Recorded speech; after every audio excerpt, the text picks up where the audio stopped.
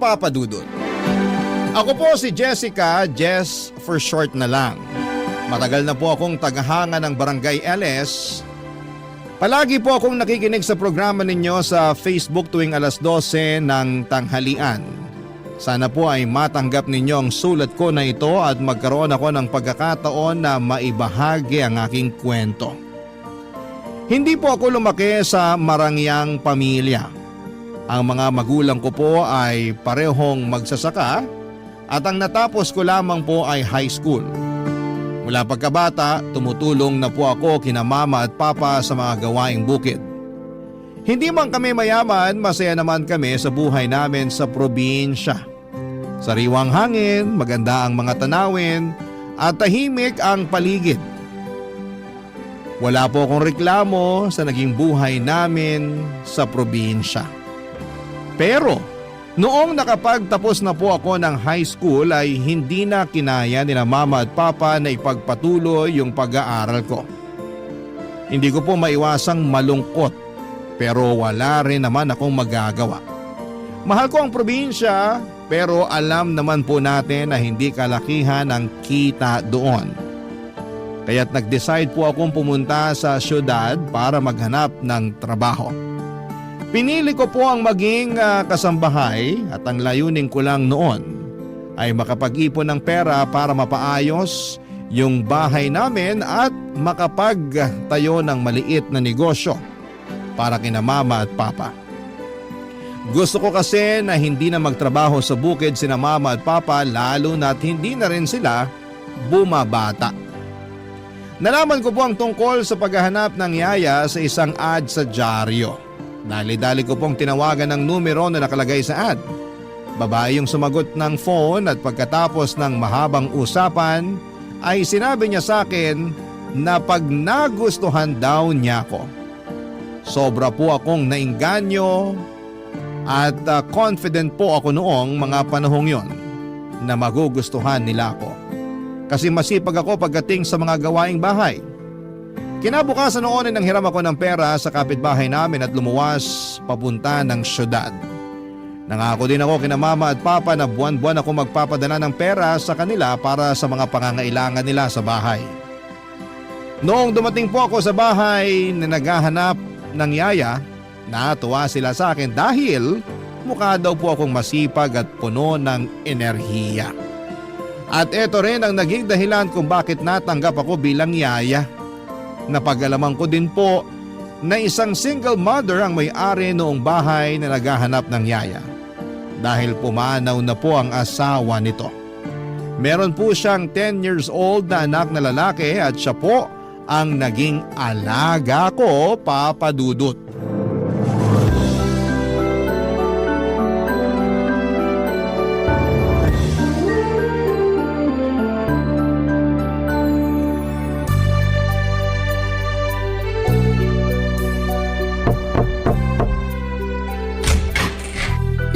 Ikaw ba si Winston? Pinakilala ka na sa akin ng mama mo. Hi! Ikaw ba yung bagong yaya ko? Oo, ako si Jessica. Pero tawagin mo na lang akong... ang haba din naman kasi ng Jessica. Ay, alam ko na. Yaya Jess na lang. Sige po, Yaya Jess. Ilang taon ka na, Winston? 10 years old. Pero malapit na ako maging teenager. Kakatuwa ka namang bata ka. Basta lagi mong tatandaan, nai-enjoy mo lang ang kabataan mo, ha? Naku, mahirap sa mundo ng mga big boys at big girls. Kung pwede lang sana bumalik sa pagkabata, naku, gagawin ko talaga. Bakit mo gustong bumalik sa pagkabata, Yaya Jess? Para mawala lahat ng pimples at wrinkles mo? Aba, bastos kang bata ka. Naisahan mo ako dun, ha? Yaya, tama na! Huwag mo akong ilitin! Di na ako makahinga! Like na kita, Yaya Jess. Ako rin. Mukhang hindi ako mamomroblema sa pag-aalaga sa'yo. Ay, nga pala, kanina ko pa napapansin na andito ka lang palagi sa kwarto mo nagko-computer. Hindi ka man lang ba naglalaro sa labas? Ayoko po maglaro sa labas eh. Binubuli lang ako ng mga bata dun. Ha? Paanong binubuli? Pinagtatawanan nila yung salamin ko. Mukha daw akong alien. Tapos pangu daw ako, tabachoy. Tong mga batang to, oo. Nako, sa susunod na asarin ka nila, magsumbong ka sa akin, ha? Mananagot na talaga sa akin yung mga yan. Thank you, Yaya Jess. Pero ayoko. Tayo na lang kaya maglaro. Marami akong computer games dito na pang 2 players. Oy baby, yun ang hindi ko mapapangako sa'yo. Kasi baka pagalitan ako ng mama mo. Alam mo naman, kailangan kong sipagan tong mga gawaing bahay dito kung gusto kong magtagal sa inyo, di ba? Lalong-lalo na ngayon at kakatanggap lang sa akin ng mama mo. Naku, Yaya, huwag kang mag-alala. Nandyan si mama ngayon, oo, pero kadalasan wala naman siya dito eh. Ha? Anong ibig mong sabihin? Busy si mama sa work niya. Most of the time, mag-isa lang ako dito sa bahay. Ay, ganun ba? Naku, kawawa ka naman palang bata ka. Naku, baby, don't worry kasi andito na si Yaya. Forever na ako dito. Pero teka lang, kung ikaw lang ang naiiwan dito mag-isa, paano yung... Mga gawaing bahay. Tinuruan na ako ni mama kung paano gumamit ng washing machine at saka rice cooker. Pero hindi nga lang ako marunong magluto. Kasi si mama naghahanda ng mga pagkain ko before siya umalis papuntang work. Napaka-independent mo naman palang bata ka. Huwag kang mag-alala kasi tuturuan kitang magluto. Okay ba yun sa'yo? Okay na okay po! Oo, mabuti na yung ganun para at least hindi ka nakanganga kung sakaling wala kang kasama. Hindi ka magugutom, ganun. Ay nga pala, kumusta naman yung pag-aaral mo? Anong favorite subject mo? English po favorite subject ko. Kayo po, anong favorite subject nyo? Favorite ko naman yung math. Ay, ayoko niyan. Puro numbers tsaka formula. Sumasakit ulo ko dyan. Di mo ata natatanong na palagi ako nananalo sa mga math competition nung high school. Kaya wag kang mag-alala, akong bahala sa'yo. Talaga? Tutulungan mo ako sa math homework ko? Oo naman, why not, di ba? The best ka talaga, Yaya! Naku, wag kang mahiya, bulahin mo pa ako. Gustong gusto ko nakakarinig ng mga ganyan eh. Music to my ears. Ikaw na ata yung pinaka-the best na Yaya na kinuha ni Mama. Yan, ganyan dapat. Ay, teka lang. Naku, ikaw bata ka? May yaya ka na pala dati? Ba't umalis yung dati mong yaya? Tinakot mo siguro no kaya umalis? Yaya just talaga? Hindi! Sabi kasi ni Mama sa akin na bumalik daw yun ng probinsya kasi mag-aasawa na. Ah, buti pa siya may love life. Ay, speaking of mama, babalik na ako dun sa kusina ha. Baka kasi hinahanap na ako ng mama mo. Kung may kailangan ka, tawagin mo lang ako, okay? Sige po, Yaya! Thank you!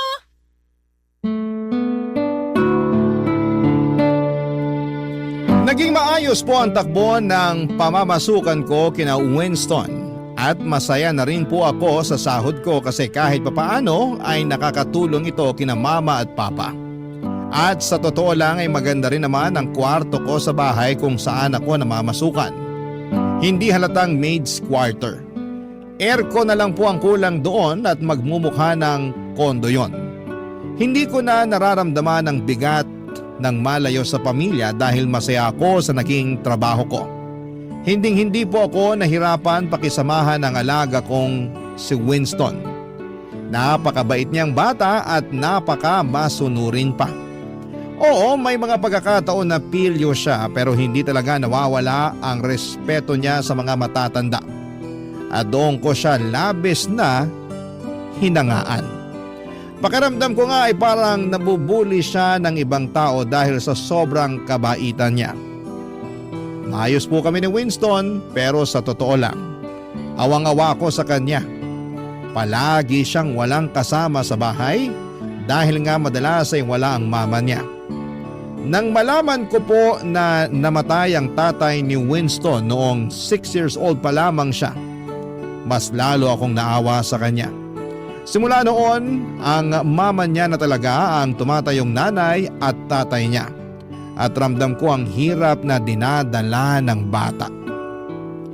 Hindi lang ako kay Winston naaawa kundi pati na rin sa mama niya. Ngunit syempre, bilang isang dakilang yaya, hindi ko pinabayaan si Winston. Pinaramdam ko araw-araw sa kanya na hindi siya nag-iisa. Lalo na tuwing wala ang mama niya. Ipinaliwanag ko din sa kanya ng maayos kung bakit may mga panahon na walang mama niya para kahit papaano ay maintindihan niya. at hindi siya magkimkim ng sama ng loob. Pinaramdam ko sa kanya na hindi siya kawawa at hindi siya pinapabayaan. Sa awa ng Diyos, nakikinig naman po siya sa lahat ng sinasabi ko. At alam kong unti-unti niyang naiintindihan ang mga bagay-bagay. Pero alam niyo naman po, tao lang tayo, may mga limitasyon. At may mga pagkakataong ang saloobin natin ay hindi na natin kayang itago. Isang araw po ay umuwi si Winston na umiiyak. Nang lumapit siya sa akin, nakita ko ang bigat ng mga pinagdadaanan niya. Hindi basta isang ordinaryong bata ang nakita ko noong araw na yon. Ang nakita ko noong araw na yon ay isang bata na puno ng sakit at lungkot sa mata. Isang bata na kulang sa pagmamahal ng mga magulang.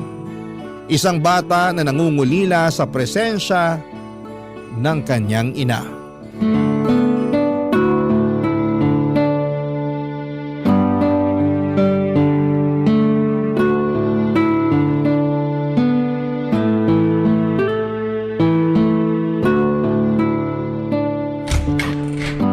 Winston, ready na yung breakfast mo. Kumain ka na. Oh, anong nangyari sa'yo? Ba't ka umiiyak? Malapit na kasi yung family day namin, Yaya Jess. Tapos, sabi ni Mama, hindi daw siya makakapunta. Hala, ganun ba? Tahan na, huwag ka nang umiyak. Yung mga kaklase ko siguradong sasamahan ng mga mama at papa nila. Ito talagang baby ko. Alam ko na kadalasan sa mga nakikita mo, lalong-lalo na sa mga kaklase mo, ay merong mama at papa. Pero ganito kasi yan. Hindi lahat ng bata ay kumpleto ang mga magulang. Pero kahit na ganun pa man, lagi mong tatandaan na hindi ka bawasan yun sa pagkatao mo. Ganun po ba yun, Yaya Jess? Oo naman. Pwedeng-pwede ka mamuhay ng masaya at normal kahit hindi kumpleto ang mga magulang mo. Pero, iba pa rin po talaga pagkasama mo mga magulang mo. Oo, totoo naman yun. Alam mo ba na maraming bata dyan ang kompleto nga ang mga magulang pero hindi naman masaya ang family nila? Paano niyo naman po nasabi? Ay nako, eto na, ichichika ko na sa'yo. Alam mo ba na yung kaklase ko nung elementary, lumaki siya na may mama at papa pero... Yaya Jess naman eh! Ituloy mo! Mas nasasaktan ako sa pagbitin mo sa kwento eh. Tong bata na to, makinig ka kasi muna baby. So ayun na nga, lumaki siya na parehong nandyan ng mama at papa niya pero hindi siya happy. Alam mo kung bakit? Bakit naman po? Kasi palaging nag-aaway yung mama at papa niya. Oo, totoo yun. Tapos ito pa yung mas nakakaloka dyan. Yung mama niya, nahuli niya yung tatay na may... basta, yun. Nahuli na may ano? Wala yun. Basta ang bottom line dito ay hindi siya masaya kahit complete family sila. So mas mabuti pa pala na hindi complete ang family? Ay nako baby, hindi sa ganun yun. Ang ibig ko lang namang sabihin ay hindi lahat ng complete family na nakikita mo ay masaya. Yung iba dyan may pinagdadaanan pero hindi lang nila pinapakita. Kaya wag ka nang sad, okay? Thank you talaga, Yaya Jess. Okay na po ako. Yan, dapat ganyan. Smile ka lang. I love you, Yaya Jess. Love na love din kita, may alaga forever and ever. Pero sa totoo lang po, medyo sad pa rin ako kasi hindi makakapunta si Mama sa family day namin. Baby, eto ha, ipapaliwanag ko sa'yo ng mabuti. Yung mama mo kasi, ginagawa niya ang lahat para sa'yo. Oo, alam ko na parati siyang wala dito sa bahay. Pero ang rason kung bakit parati siyang wala ay dahil nagtatrabaho siya para sa'yo. Pinipilit ka niyang itaguyod kahit mag-isa siya. Alam ko naman po yun. Pero nalulungkot pa rin ako eh. Sa tingin mo, bakit kumuha ng yaya ang mama mo? Para may makasama ka syempre kasi concerned yung mama mo sa'yo. Kung sa bagay. Ganito na lang ang isipin mo, baby. Kung hindi busy si mama mo at palagi siyang nandito sa bahay, sa tingin mo ba magkakaroon ako ng chance para maging yaya mo? Tama! Sobrang talino mo talaga, Yaya Jess. Alam ko, ako pa ba? Ako na to eh. Di na lang siguro ako sasali sa family day. Tatapusin ko na lang yung mga assignment na hindi ko pa natatapos. Basta Yaya, tutulungan mo ako ha. Math pa naman yung assignment ko. Alam mo naman na mahina ako pagdating sa problem solving. Ay, teka lang. Sinong nagsabi sa'yo na hindi ka a-attend ng family day? Ano pa nga bang magagawa ko Hindi nga raw makakapunta si Mama, di ba? Ay, dyan ka nagkakamali. Sasamahan kita. Pupunta tayo ng family day. Talaga po, Yaya? Seryoso kayo? Pwera na lang kung kinakahiya mo ko. Ano ka ba, Yaya? Hindi, no? Siyempre gusto ko na nandun ka. Oh, yun naman pala eh. Huwag kang mag-alala. Paghahandaan ko yung family day na yan. Okay? Thank you po! I love you, Yaya Jess! Noong mga panahong yon, kung ano-ano na lamang ang sinasabi ko kay Winston para gumaan ang kalooban niya. Alam ko na may punto siya, Papa Dudut. Lahat ng bata ay may karapatan na magkaroon ng buo at masayang pamilya. Hindi nila pinili na ipanganak sa mundong ito kaya't responsibilidad ng mga magulang na alagaan at bigyan sila ng tamang gabay.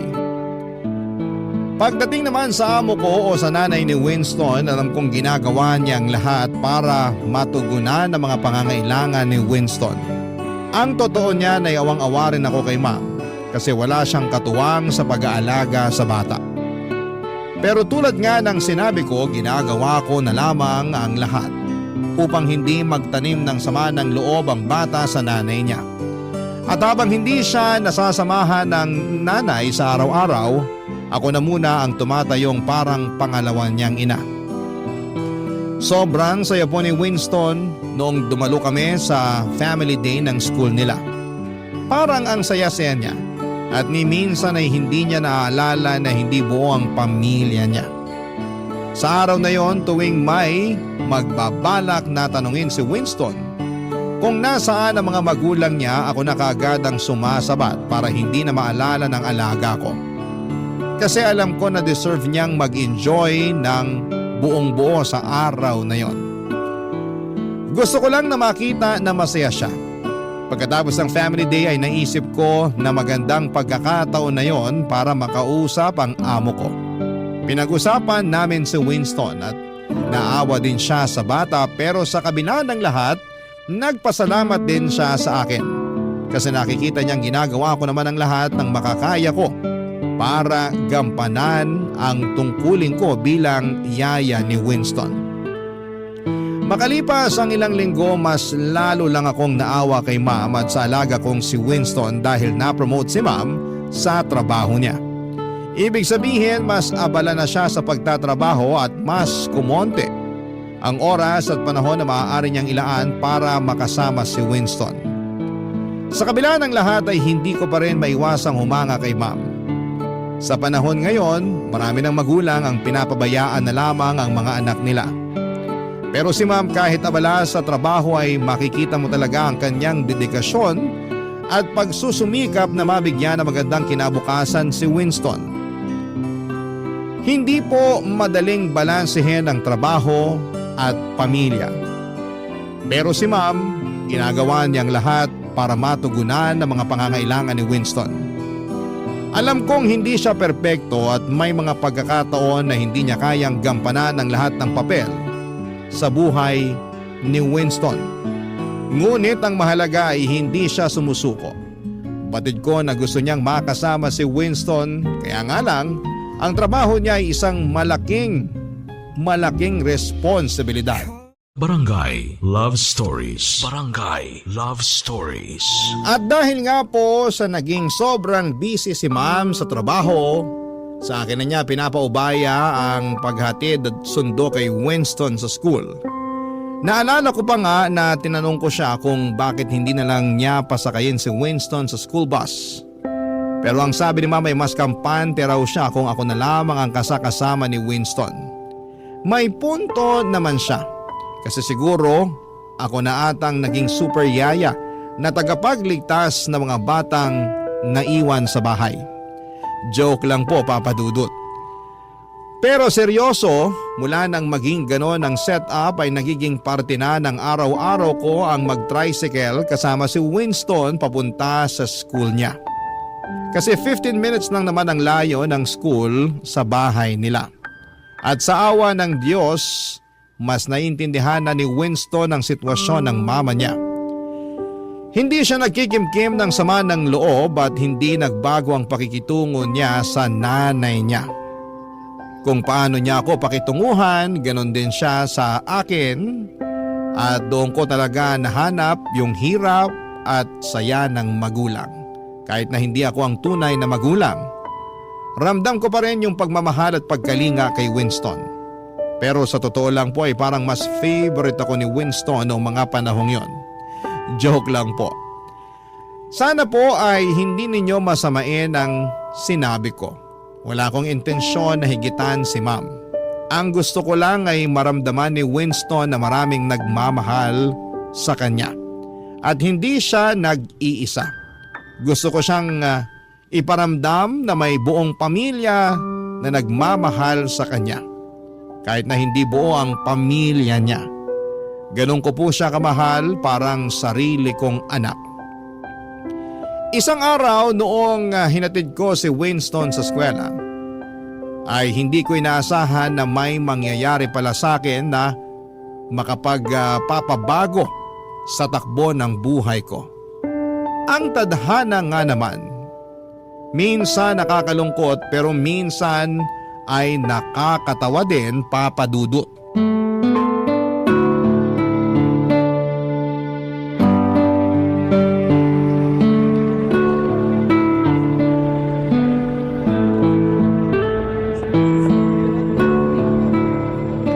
Sige na, pumasok ka na at baka malate ka pa.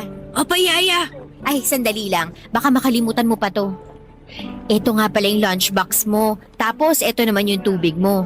Tapos, ito naman yung iced tea mo. Thank you, Yaya. Mauna na po ako. Sige, enjoy! Nakakaloka, makauwi na nga. Hindi ko pa nasasampay yung mga labada. Baka makatanggap ako ng award kay ma'am pag naabutan niya yun. Ito din naman kasing pasok ni Winston eh. Kailangan ba talagang 8 ng umaga nasa school na ang mga batang yun? Aba, hindi naman ata makatarungan yan. Ano bang akala nila sa mga bata nagtatrabaho? Ay, makauwi na nga nang matapos ko na yung mga hindi ko pa natatapos. Hala, Diyos ko, yung wallet ko nawawala. Paano ko makakauwi nito? Hala, wala akong pamasahe. Nalaglag ata sa waiting area. Patay, kailangan ko nang balikan yun.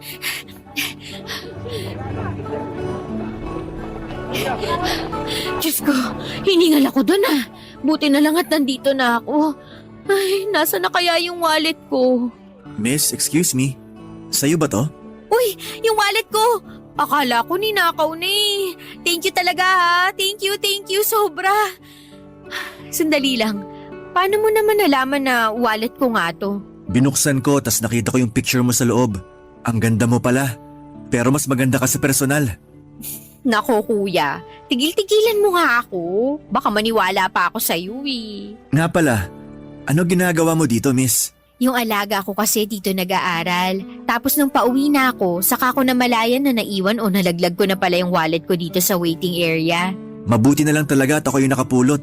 Kaya super thank you talaga kuya. Naku, kung hindi dahil sa'yo, mahihirapan ako makauwi kasi nandito yung pamasahe ko. Nako, di ka mahihirapan kasi driver ako. Kayang-kaya kitang ihatid sa inyo. Ah, ganun ba? In fairness naman. Driver ka ng school bus? Hindi. Yung anak kasi ng amo ko dito rin nag-aaral. Tapos ayun, hinahatid at sinusundo ko siya araw-araw. Ay, sosyal. Siguro malaki ang sahod mo, no? Hindi rin. Ang totoo nga niyan, nagbabalak na nga ako mag-abroad eh. Ha? Bakit naman? Yung pinsan ko kasi, nagtatrabaho sa Taiwan bilang factory worker. Tinutulungan na rin ako ng pinsan ko para makapasok ako sa kumpanyang pinagtatrabahuhan niya. Pinapaasikaso na niya sa akin yung mga papeles ko. Sana lang walang maging aberya. Ay hala, ganun ba? Sayang naman. Ha? Paanong sayang? Bihira lang kasi ako makakita ng gwapo sa waiting area na to. Nambola pa. Uy, totoo yun ah. Kala ko nga nung una teacher ka eh. Paano ba naman? Posturong-postura ka sa uniform mo. Wala akong magagawa. Ito yung gusto ng amo ko eh. Ah, kaya pala. Pero bagay sa'yo ha. Salamat. O paano? Mauna na ako sa'yo ha. Ang dami ko pang kailangang ayusin sa bahay ng amo ko. Miss, teka lang. O bakit? Magkikita pa ba tayo ulit? Bakit mo naman naitanong yan? Gusto sana kitang makita araw-araw bago man lang ako lumuwas papuntang Taiwan. Nako kuya, tatapatin na kita. Gwapo ka pero wala akong panahon para makipaglandian sa'yo. Bakit naman? Nakafocus kasi ako sa alaga ko. Kawawa din naman kasi. Alam mo na, broken family. Sa tingin ko, swerte pa rin alaga mo eh. Paano mo naman nasabi yan? Kasi may yaya siya na tulad mo. Tigil-tigilan na nga natin tong bulahan na to. Baka mamaya kung saan pa mapunta tong usapan na to eh. Sige na, aalis na talaga ako. Pero magkikita pa naman tayo bukas, di ba? Depende kung habulin mo ko. Joke lang. Oo naman, dito nag-aaral alaga ko eh. Nga pala miss, di ko pa natatanong pangalan mo. Jessica, pero Jess na lang for short. Nice to meet you, Jessica. Ako nga pala si Edgar. Nice meeting you too, Edgar. Thank you nga pala sa pagsoli sa akin ng wallet ko ha. Mauna na ako, kita-kits na lang.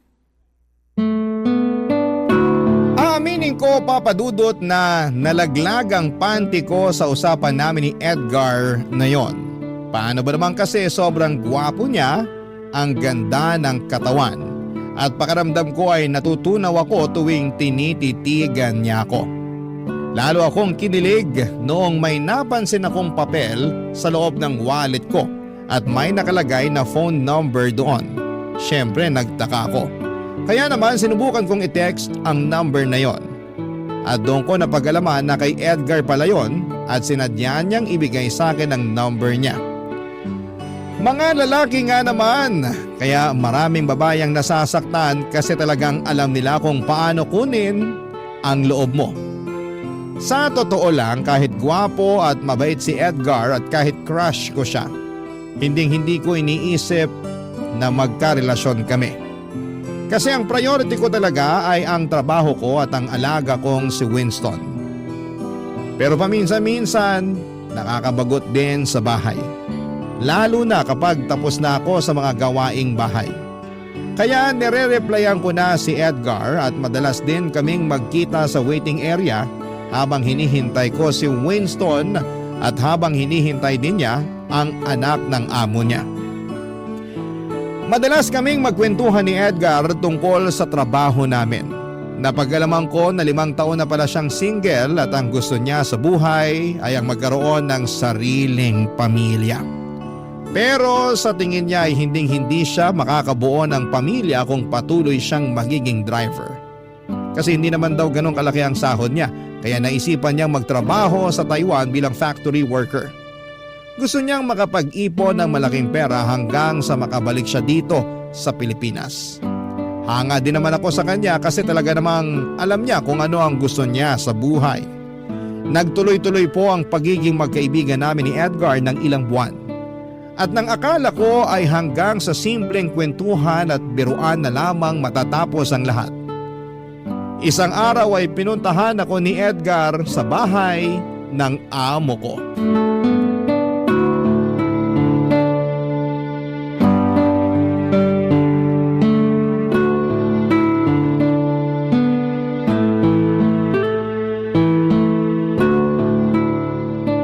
Tapusin na natin tong assignment mo sa math para makapaglaro ka na ng game sa computer mo ha? Okay po, Yaya Jess.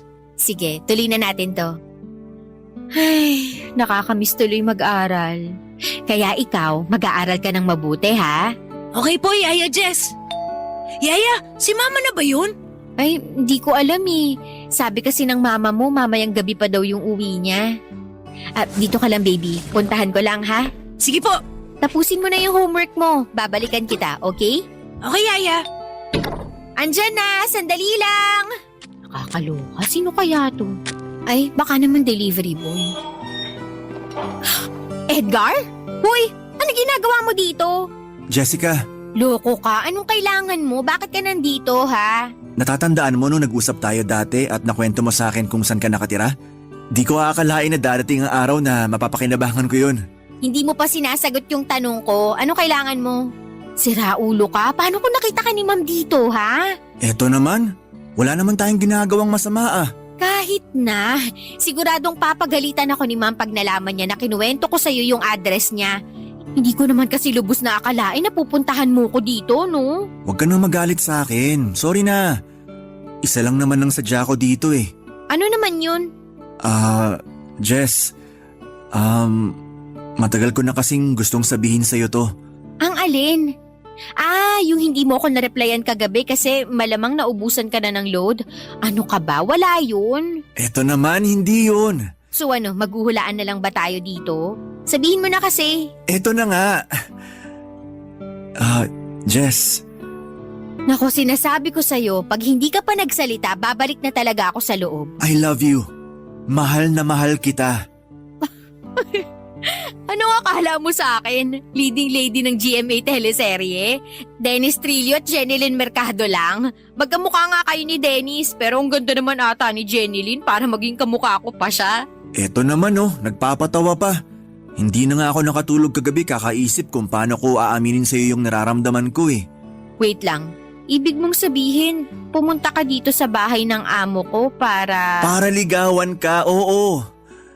Jess, pagod na kasi ako kakatago ng tunay ko na nararamdaman para sa'yo tuwing nagte-text tayo.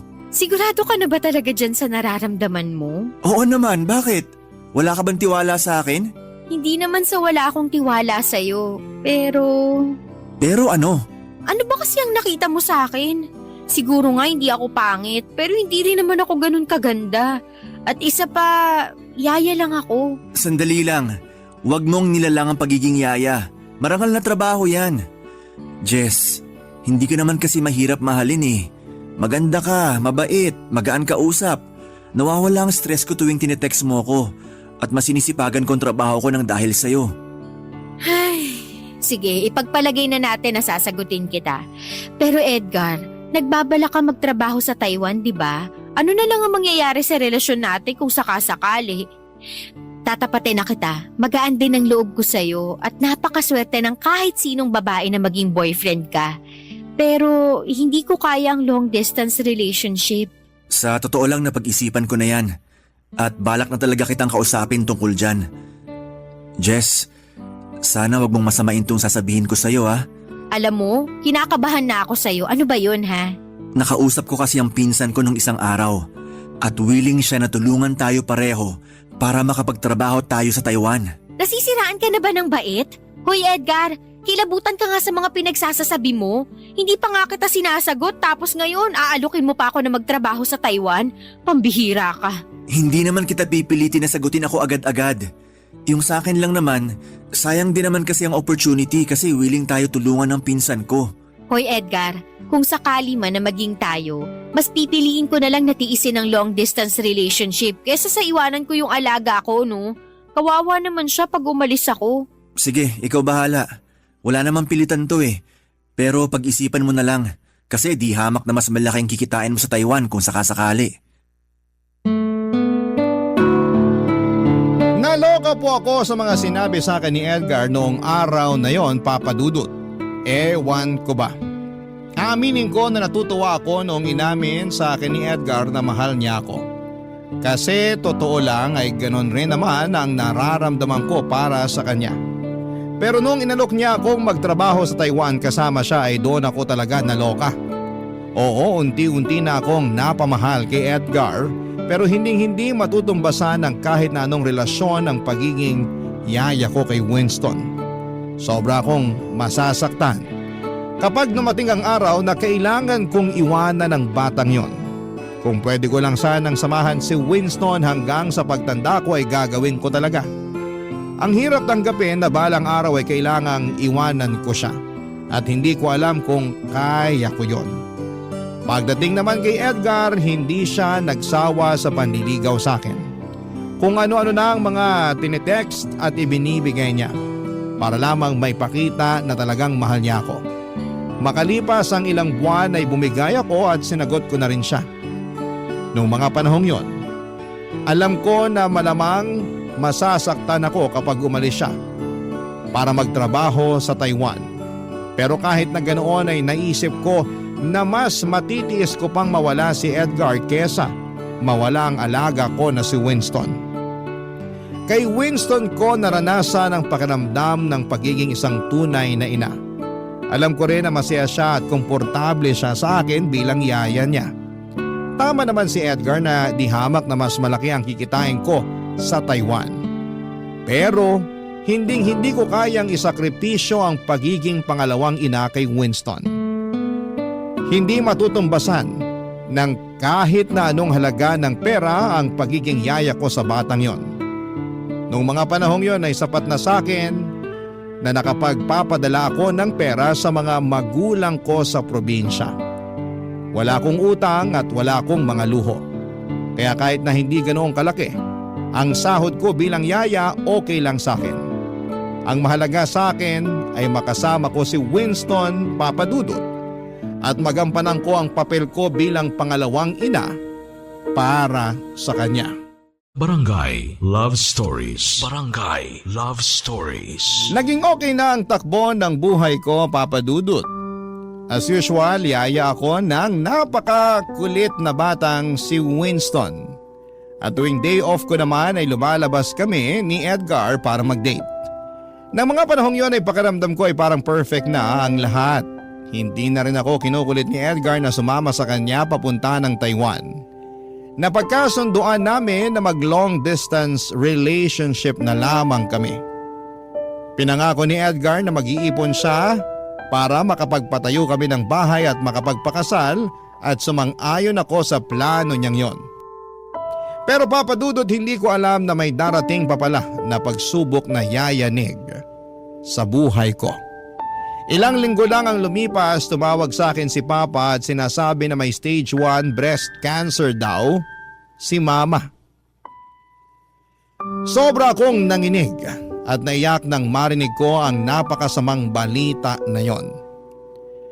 Ikinuwento ko sa amo ko at kay Edgar ang tungkol sa mama ko at sobra silang naaawa sa akin. Nang mga panahong yon, alam ko na kailangan kong kumilos kaagad. Kasi ayokong lumala ang kalagayan ni Mama. Kaya naman napagdesisyonan ko nang tanggapin ang alok ni Edgar na magtrabaho sa Taiwan bilang factory worker na kasama siya. Sinabi ko ito kay Ma'am at kitang-kita ko sa mga mukha niyang kalungkutan. Pero naunawaan niya naman ang sitwasyon ko. Na kailangan kong mag-ipon ng malaking halaga para maagapan ang cancer ni Mama. At syempre hindi naging madali sa akin na kausapin si Winston tungkol sa desisyon kong umalis. Naramdaman ko ang bigat sa puso ko habang pinapaliwanag ko sa kanya na kailangan kong magtrabaho sa ibang bansa para matulungan si Mama, Papa Dudut.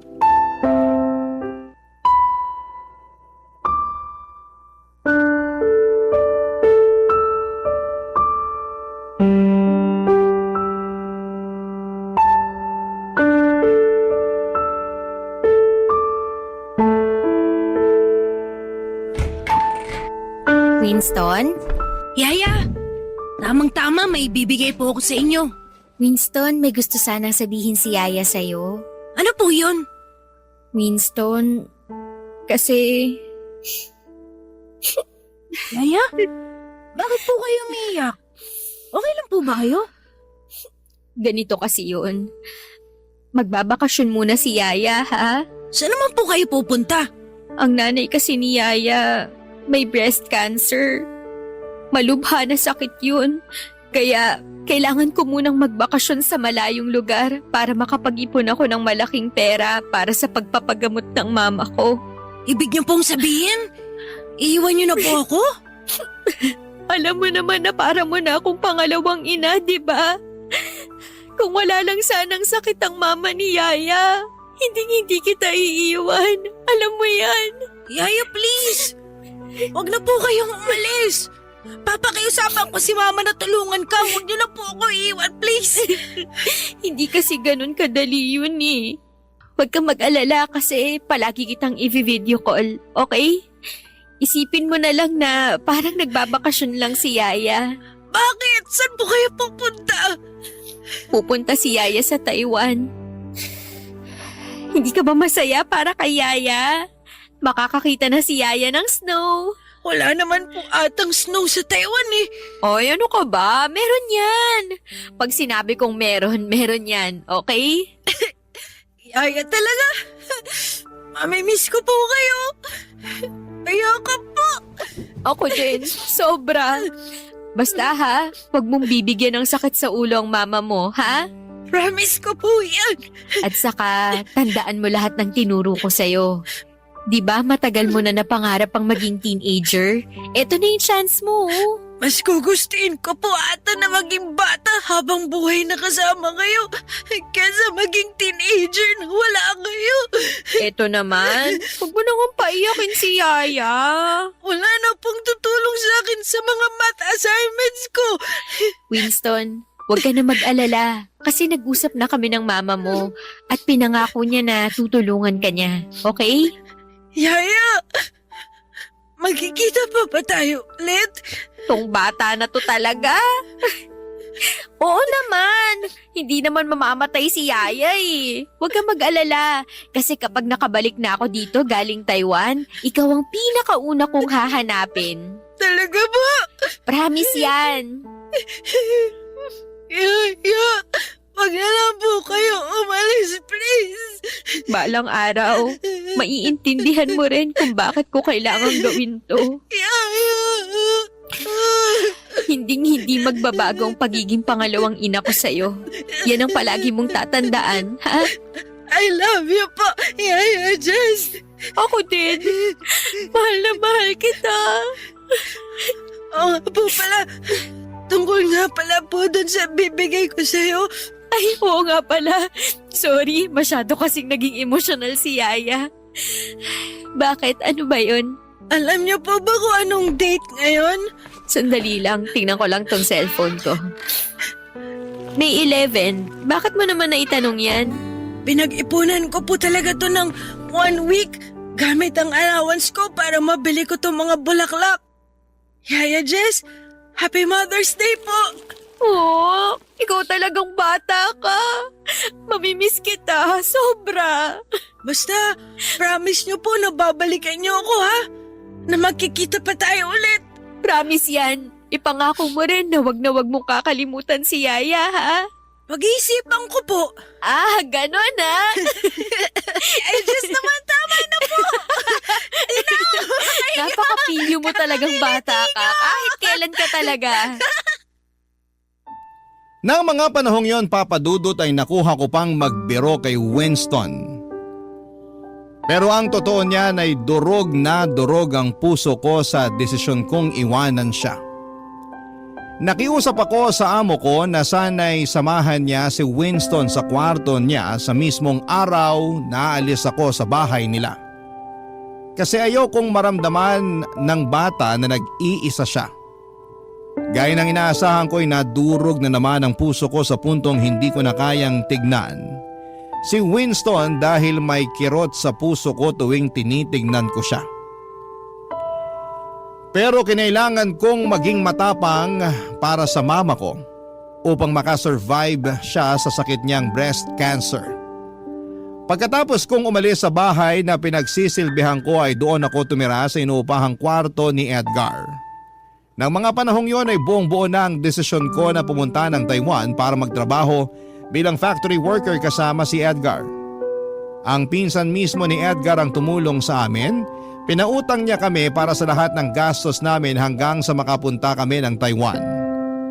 At sa wakas ay naging maayos ang takbo ng application namin at parehong kaming nakakuha ni Edgar ng work visa at nakapagtrabaho bilang factory worker. Hanggang ngayon, factory worker pa rin kami ni Edgar at 8 taon nang nakakalipas. At sa awa naman ng Diyos, Papa Dudut, cancer-free na rin si Mama sa ngayon. Hindi naging madali ang buhay ko dito sa Taiwan pero lubos pa rin akong nagpapasalamat sa trabaho namin dahil napagamot ko si Mama at nagkaroon kami ni Edgar ng kaunting ipon. Pagdating naman kay Winston, nagkaroon kami ng communication from time to time. Pero ang talagang nagpaantig sa puso ko ay nang makatanggap ako ng message mula sa mama ni Winston. Gusto sana ng mama niya na dumalo ako sa high school graduation ni Winston. Naisipan namin ni Edgar na matagal-tagal na rin kaming hindi nakababalik sa Pinas. Kaya pareho kaming sumang-ayon sa ideya na magbakasyon. Ipinaalam namin ito sa employer namin at dahil matagal na kaming nagtatrabaho bilang factory worker ay inapprove kaagad ang aming vacation leave. Hindi na rin naging problema sa amin ni Edgar ang pambayad ng ticket dahil may ipon naman kami kahit papaano. Nung araw ng high school graduation ni Winston ay hinatid ako ni Edgar. Oo, nakikita ko ang mukha ni Winston sa social media at nakakausap ko pa rin siya sa chat pero kinabahan pa rin ako.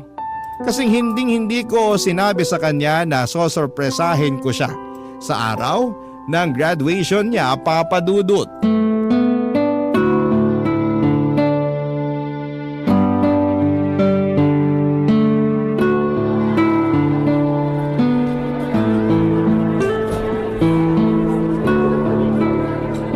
Mahal, paano to? Talagang kinakabahan ako eh. Paano kung hindi niya ako makilala ha? Imposible naman atang di ka makilala ng batang yun. Panay post ka ng selfie mo sa social media eh. Ikaw talaga? Hindi ka nakakatulong. Ano ba naman mahal, nandito na tayo oh. Ngayon ka pa ba aatras? Pustahan tayo. Makikilala ka ng batang yan at mag-iiyakan kayo. Ewan ko sa'yo, umalis ka na nga. Sige mahal, basta balikan kita dito mamayang alas 5 ng hapon ha. Kailangan ko na kasing isoli tong scooter na nirentahan natin mamayang alas 6. Sige, mahal. Ay, nga pala. Mahal, pasuyo naman oh. Pakihanda na lang yung mga gamit natin kasi dadalawin na natin sina mama at papa sa Makalawa, ha? Kailangan natin sulitin bawat araw na nandito tayo sa Pinas. Ba't sa Makalawa pa? Bakit hindi na lang bukas? Ano ka ba? Nakalimutan mo na ba? Siyempre gusto ko naman makabonding yung alaga ko, no? Para mo na talagang anak yung batang yon. Sige mahal, mauna na ako ha. I love you. Balikan kita mamaya.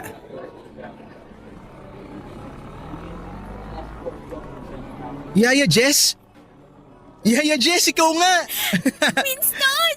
Yaya Jess, di ko akalain na darating yung araw na magkikita ulit tayo. Uy, ang laki mo na! Mas matangkad ka pa sa akin! Kamusta ka na, anak? Okay lang po ako.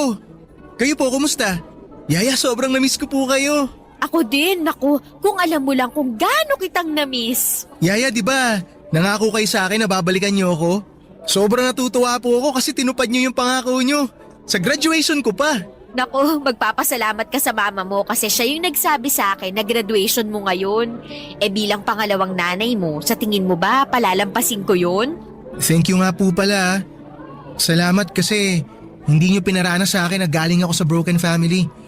Salamat po kasi minahal niyo ako ng buo na parang tunay niyong anak.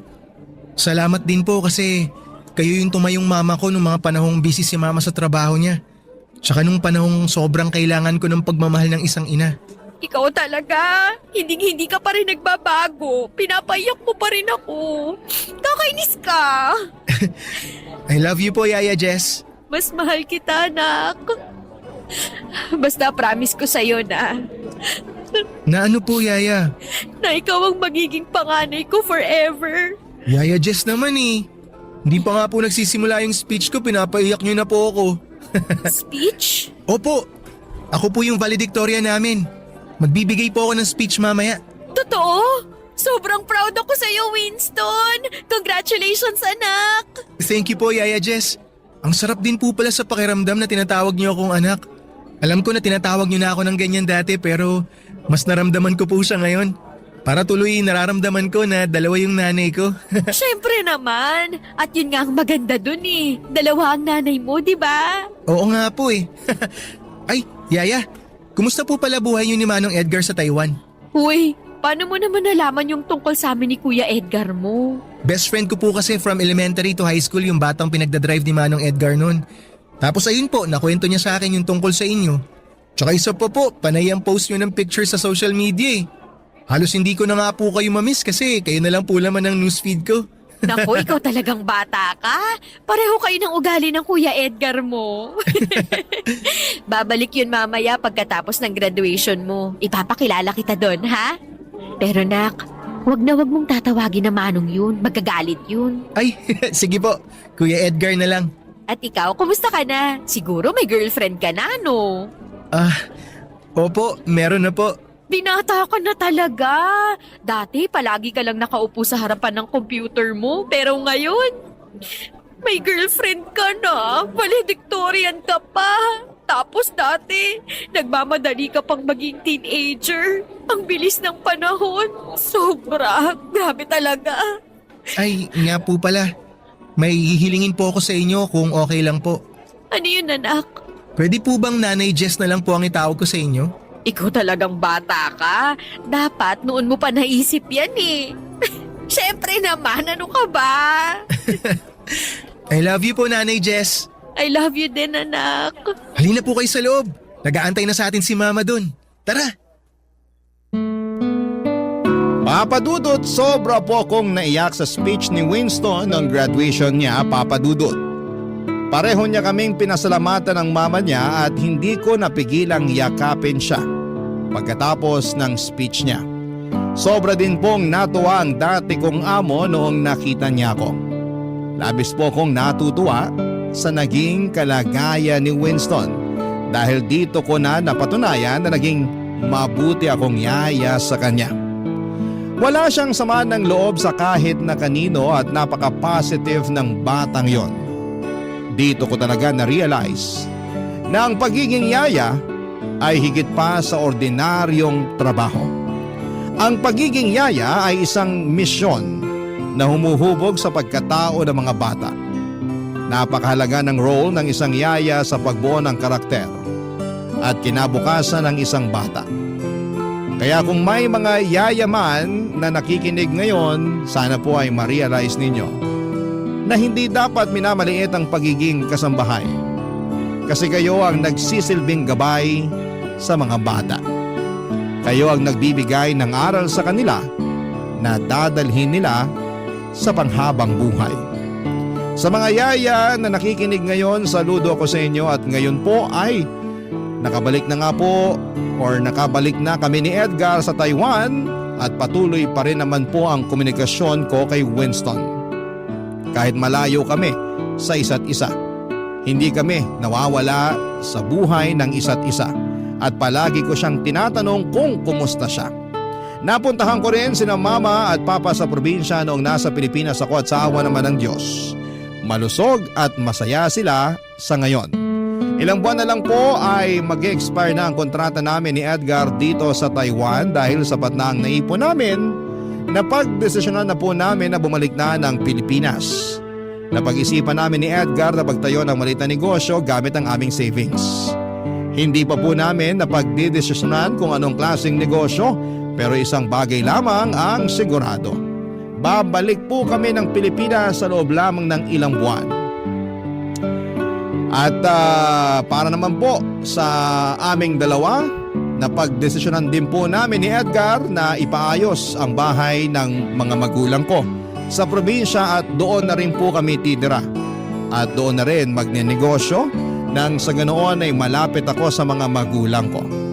At kahit papaano ay pwede na rin po akong bisitahin ni Winston kung kailan niya gusto.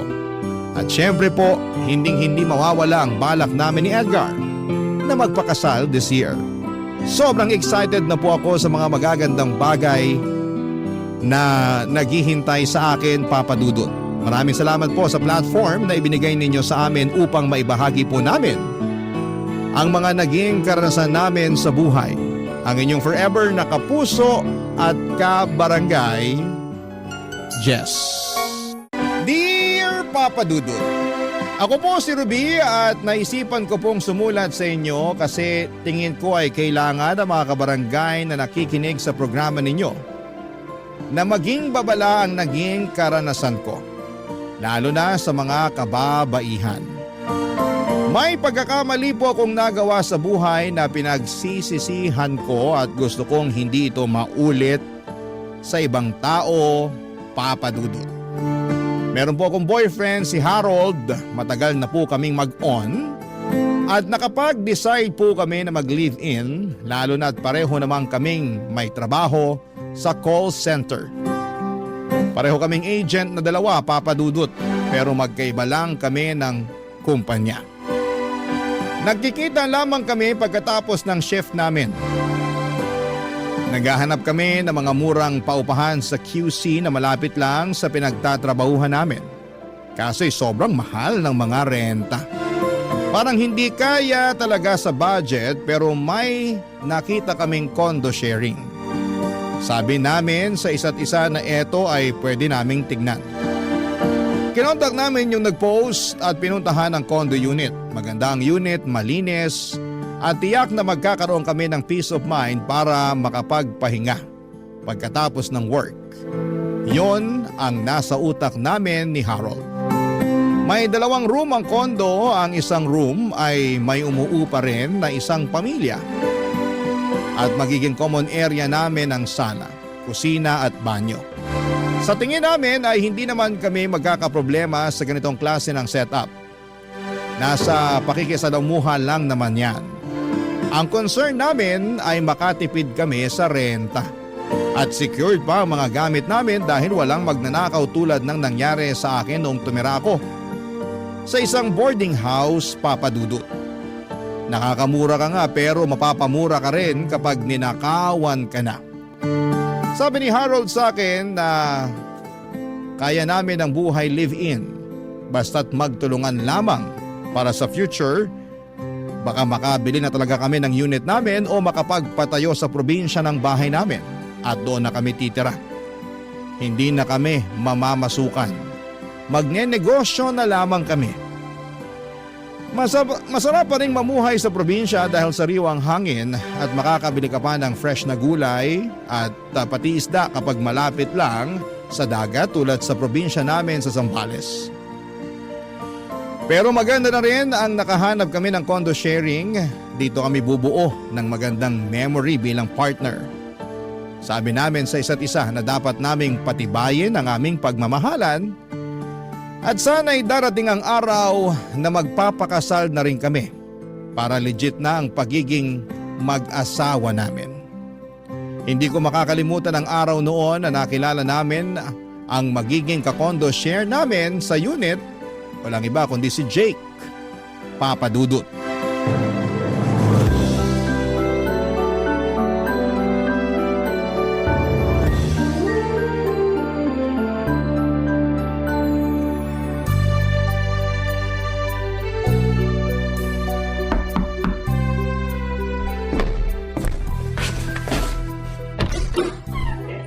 Hi!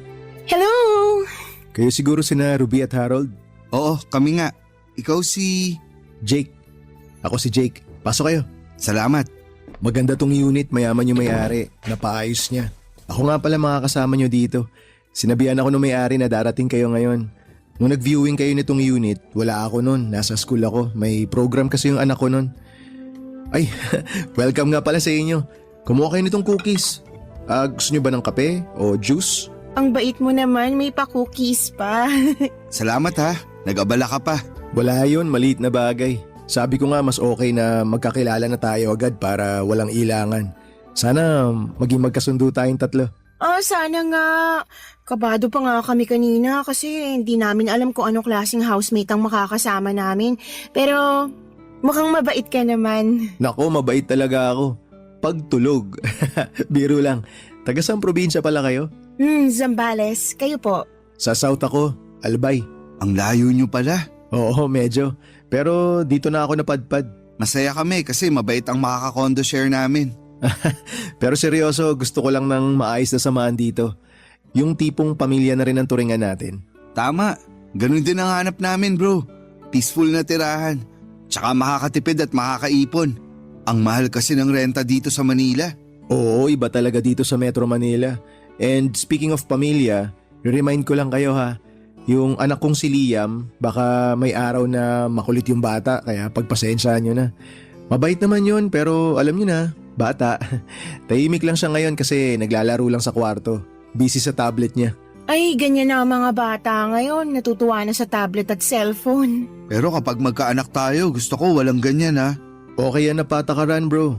Yung kaso kasi ng anak ko, wala siyang kalaro. Kaya hinayaan ko na mag-tablet kasi nga dito kami sa condo nakatira. Yun lang bro. Nasaan nga palang asawa mo?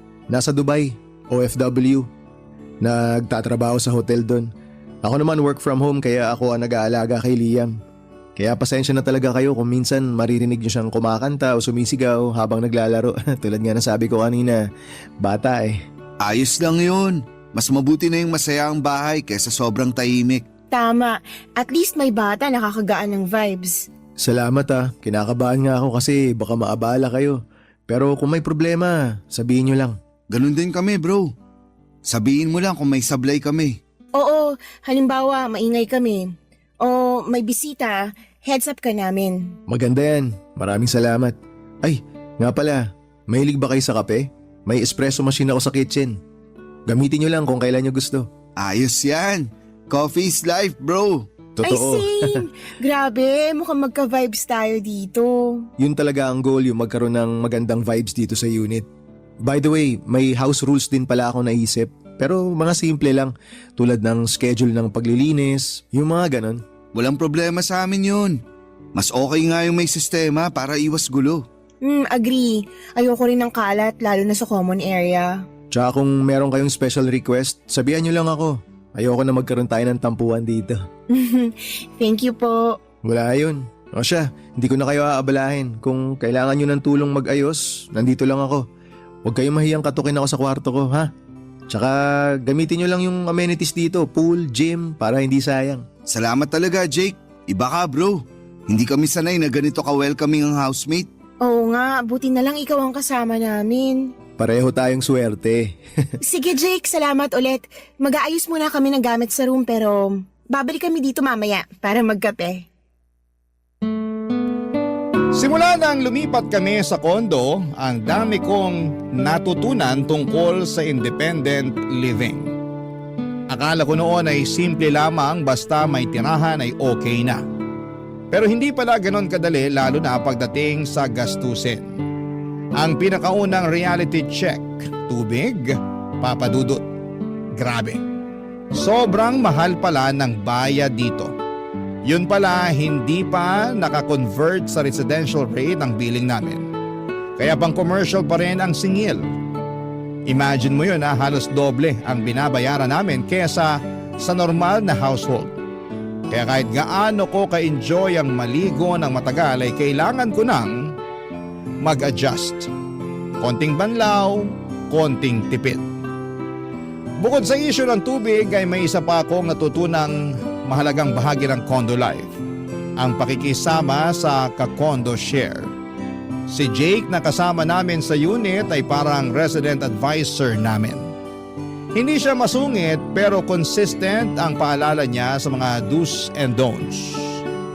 Minsan ay may papaisip ako na grabe si Jake sa mga pagre-remind.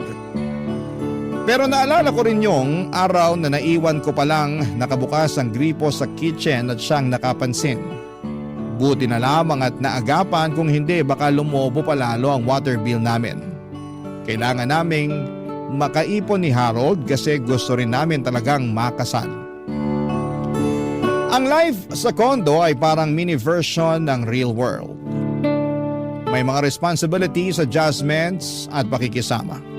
Kailangan ng disiplina lalo na sa budget at utilities. Pero higit sa lahat mahalaga ang respeto at komunikasyon sa mga kasama mo. Sa huli masarap din sa pakiramdam na natututo kang maging responsable habang may natatagpuan kang bagong pamilya sa ibang tahanan. Pero habang tumatagal ay may iba akong nararamdaman kay Jake. Parang chinachansingan na niya ako o sobrang feeling close niya lamang pero nasa boundary na siya ng awkwardness, papadudot.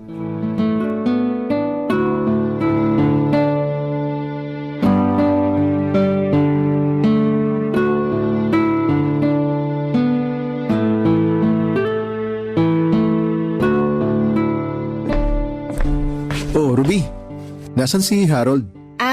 Nasa trabaho na. Night shift siya. Baliktad kami ng oras ng pasok. Good.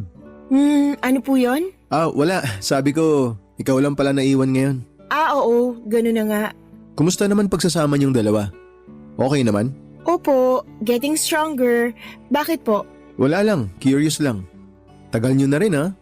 Forever na ba kayong dalawa? Gusto kong siya na. Gusto kong matupad yung mga dreams namin. Bakit ganyan po ang mukha niyo, Jake? Parang may duda ka. Hindi naman sa ganon, pero alam mo yun, minsan kasi akala mo forever na tapos biglang hindi pala. Ang pessimistic mo naman.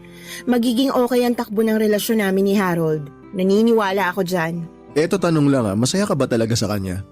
Di ba nung isang araw lang nag-away kayo? Yun. Konting hindi pagkakaunawaan lang. Normal lang naman yun. Kayo ba ng asawa mo hindi nag-aaway? Teka lang po, bakit ba parang ang dami mong tanong tungkol sa amin? May gusto ka bang sabihin? Wala, ano ka ba? Nag-uusap lang tayo. Hindi ba pwedeng mag-usap ang magka-condo share? Ganito kasi yun. Minsan iniisip ko, paano kaya kung ibang choices yung ginawa natin? Paano kung hindi kayo ni Harold? Paano kaya kung single ako? What if? What if ano? Ayoko sa what if. Masaya na ako kay Harold. Excuse me, papasok na ako sa room namin. Ruby, sandali lang. Bitiwan niyo po ako, Jake. Wag. Teka lang naman. Nararamdaman kong pinopormahan mo ko pag wala si Harold Please, gusto kong maging magandang samahan natin dito sa kondo. May Harold na ako, alam mo yon. Tsaka, may asawa ka na. May anak kayo, si Liam. Hindi ko naman nakakalimutan yun Pero wala naman dito yung asawa ko ngayon. Di ba? Jake, hindi mo pwedeng sabihin yan kahit biro Hindi ako nagbibiro. Hindi mo ba nararamdaman? Laging may something kapag nagkikita tayo. Oo, aaminin ko. Pinopormahan kita. Hindi ko maipaliwanag pero parang may parte na ng pagkatao ko na hinahanap-hanap ka. Tigilan mo ko. Huwag mo na akong guluhin, pwede ba? Pwede kitang isumbong kay Harold o sa may-ari ng kondo. Ruby, hindi ko intensyon na manggulo. Pero aminado ako. Nung una kitang nakita, gandang-ganda na talaga ako sa'yo. Jake, hindi ko alam kung anong gusto mong mangyari. Pero malinaw ang sa'kin. Ayaw kong magkasala. Please, wag mo naman tong gawin sa asawa mo at sa anak mo. At hindi ako kaladkaring babae. Ruby, hindi mo ba ako pwedeng magustuhan? Ayaw mo ba yung itsura ko? Wala ba akong pag-asa sa'yo? Hindi na dapat natin pag-usapan to dahil wala. Hindi ka ba kinikilabutan sa mga sinasabi mo? Wala namang makakaalam kung hindi natin ipapaalam. Diba? Jake, I really feel awkward now. Pwede bang bitiwan mo ng kamay ko? Baka may magawa pa ako Sorry. Pero sabihan mo lang ako kung sakali. Tama na. Hindi kita gusto at wala akong balak na gustuhin ka. Pwede bang pagtuunan mo na lang ng pansin yung anak mo? My gosh! Bakit ba kami lumipat dito kung meron palang tulad mo na mukhang manyakis? Ang sakit mo naman magsalita. Hindi naman ako ganun. Hindi ako manyakis, hindi kita minanyak. Gusto lang talaga kita. Nagbakasakali lang ako. Pero sige, titigilan na kita. Sorry. Sige na, wag mo na ako ilagay sa sitwasyon na pwede mong pagsisihan. Nirerespeto kita. Nirerespeto ka namin ni Harold. Sana respetuhin mo rin kami.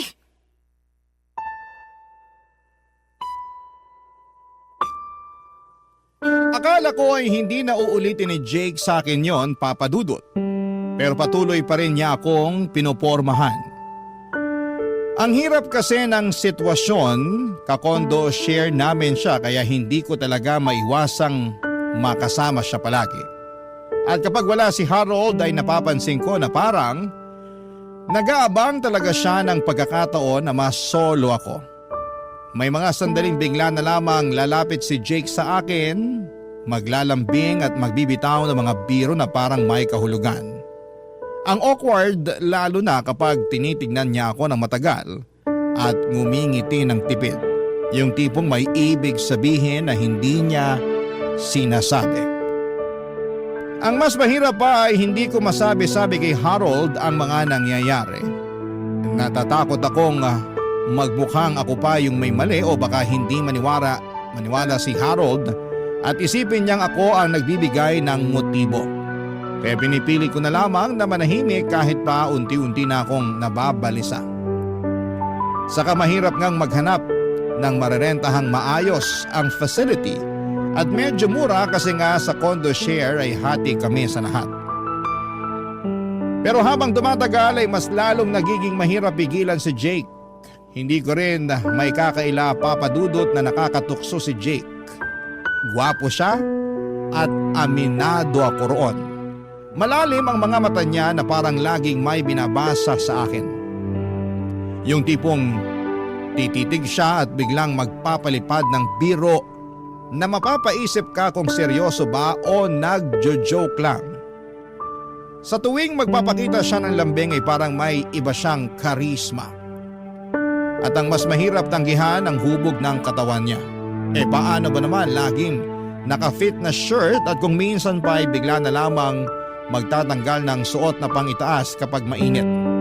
Lalo na kapag galing siya sa gym ng kondo. Sino ba naman ang hindi matutukso? Para siyang si Wendell Ramos, nakakatakam. Pero hindi lang yon, mabait din si Jake. Yon, Papa Dudut, ang mas nakakalito. Kasi hindi siya mahirap mahalin. Kung single lang talaga ako sa mga simpleng bagay, ay nagpapakita siya ng malasakit. Minsan ay binibigyan niya ako ng pagkain kapag alam niyang pagod ako at may mga pagkakataong nagiging masaya ako kapag nandyan siya. Na para bang nakakalimutan kong may Harold na ako. Kaya lang Papa Dudut, alam ko pong mali. Hindi ko dapat hayaang malunod ako sa tukso. Pero paano kung mismong tukso na ang laging nasa tabi mo? Tuwing gabi ay iniisip ko kung dapat ko bang sabihin kay Harold ang mga ginagawa ni Jake na paramdam sa akin o hayaan ko na lamang. Pero paano kung ako na itong unti-unting nahuhulog? Papa Dudut. Barangay Love Stories. Barangay Love Stories. Papa Dudut, dumating ang panahon na halos hindi na talaga kami magkasundo ni Harold. Ang hirap kasi ng sitwasyon namin, magkaiba ang shifting namin sa trabaho. Panggabi siya habang pangumaga naman ako. Madalas paalis pa lamang ako ng bahay ay siya naman ay kakarating lamang mula sa trabaho. At kapag uuwi na ako ng hapon ay tulog naman siya para maghanda sa kanyang shift. Parang dumating na kami sa punto na nagiging parang mga boardmate na lamang kami. Nagkakasalubong pero bihirang magkausap ng maayos. Minsan ay nagkakainitan pa ng ulo namin kapag pilit naming sinisingit ang pag-uusap kasi pareho kaming pagod. Dahil sa ganitong sitwasyon, si Jake ang mas madalas kong nakakasama sa gabi. Siya yung tipo ng tao na laging handang makinig at sumabay sa mga trip mo.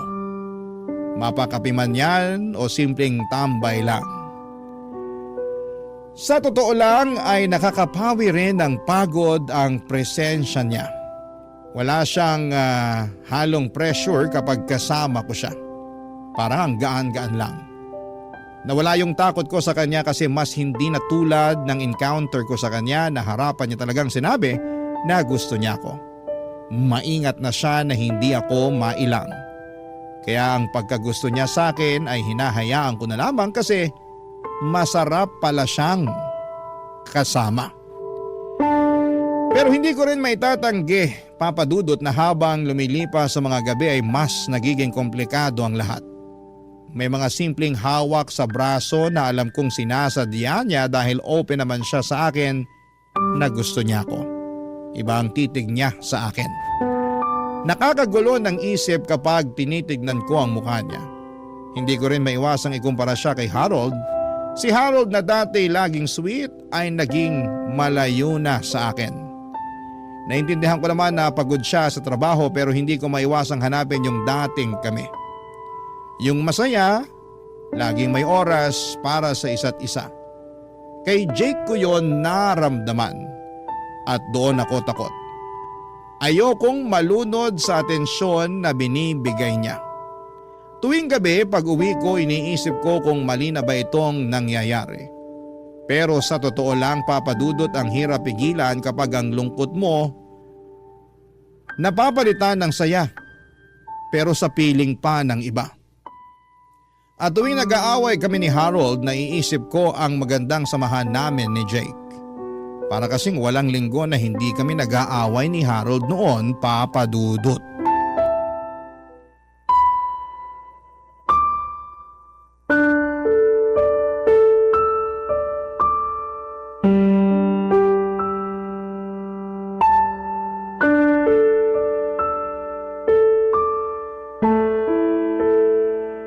Han, magkano na naman ang binigay mo sa nanay mo? Bakit? Ano na naman ba to, Han? Ano pa ba? Ubus na naman ang pera natin, 'di ba? Kalahati ng sweldo mo napunta sa kanila. Alam mo naman na nag-iipon tayo eh. Paano yung wedding natin? Malayo pa tayo sa target nating budget. Eh anong gusto mo? Hayaan ko silang magutom? Hindi naman sa ganun, pero paano tayo? Wala na naman tayong ipon. Tsaka, sa atin pa nga lang kulang na buti sana kung kumakain ka lang ng gulay. Alam naman natin na malaki ang gastos natin sa pagkain, di ba? Kahit condo share tayo dito, malaki pa rin yun. Ang hirap kaya mag-budget. Ruby naman, hindi ko sila pwedeng pabayaan. Magulang ko sila. At ako, hindi pa dapat iniisip mo rin ako? Ito na naman tayo. Uuwi ka nga sa bahay pero ito naman ang madadatnan mo. Huwag mong ibahin ang usapan, Harold. Nandyan na ako na magulang mo sila. Pero parang ikaw na halos bumubuhay sa kanila. At saka dun sa kapatid mong batugan. Nagiging argument na to, Ruby. Tigilan na natin to. Wala na tayong natitira para sa sarili natin. Kahit hindi na nga matuloy ang kasal eh. Ang sa akin lang, paano kung magkasakit tayo? Paano kung may biglang emergency? Kaya nga tayo nagtatrabaho, di ba? Para matustusan ang pangangailangan ng lahat. Hindi, Harold! Hindi natin responsibilidad ang buong pamilya mo. Bakit ba parang ako pa may kasalanan na gusto ko tayong mag-ipon? Gano'n naman dapat eh. Bubuo na tayo ng pamilya. Dapat paghandaan natin to. Hindi na pwedeng ganito lang tayo. Alam kong gusto mong mag-ipon, Ruby. Pero hindi ko kayang talikuran ng pamilya ko. Hindi ko kayang magsawalang bahala na lang. So ano, magpapakahirap tayo habang buhay para lang suportahan silang lahat? Hindi tayo yayaman sa ganito. Kahit kailan hindi tayo uusad. Pwede ba tumigil ka na? Ganito na lang parate. Gusto mo akong pinapa-shut up? Hindi sa ganun. Ewan ko ba sa'yo? Halos araw-araw na lang ganito tayo. Wala bang araw na hindi tayo tahimik? Eh kasi naman ikaw naman parati nagdadala ng problema. Ako? Ruby naman. Parang wala ka nang nakitang mabuti sa akin. Pati tong pagbibigay ko ng pera sa kanila ginawa mong issue. Issue naman talaga. Kasi we're partners, Harold. Anong gusto mong gawin ko, Ruby? Putulin ang relasyon ko sa kanila? Kalimutan na lang na may nanay at tatay akong umaasa sa akin? Hindi ko sinasabing putulin mo sila. Pero dapat pwede nilang maintindihan na may sarili ka ng pamilya. Hindi pwedeng habang buhay sila nakaasa sa'yo. E di magpakasal na lang tayo para matauhan sila. Kahit tayo na lang. Wala yung plano natin na engrande. Para malaman nilang may pamilya na akong inuuna. Yun ba ang gusto mo? Ha? Oo. Pwede naman kung yan ang solusyon para matigil na tong kahibangan na parang wala kang sariling buhay. So pakakasalan mo lang ako para tumigil sila sa panghihingi? Ganun ba? Hindi dahil mahal mo ako? Ano bang pinagsasasabi mo? Hindi ba obvious na mahal kita? Kahit nga hindi matuloy yung pangarap kong kasal, handa ako dahil mahal kita eh. Pero paano tayo mabubuhay kung puro na lang tayo bigay? Di mo lang naiintindihan, Ruby. Kung ikaw ang nasa posisyon ko, kaya mo bang tiisin ang magulang mong humingi ng tulong? Eh paano naman ako, Harold? Bakit ako ang kailangang magtiis? Dahil mahal kita.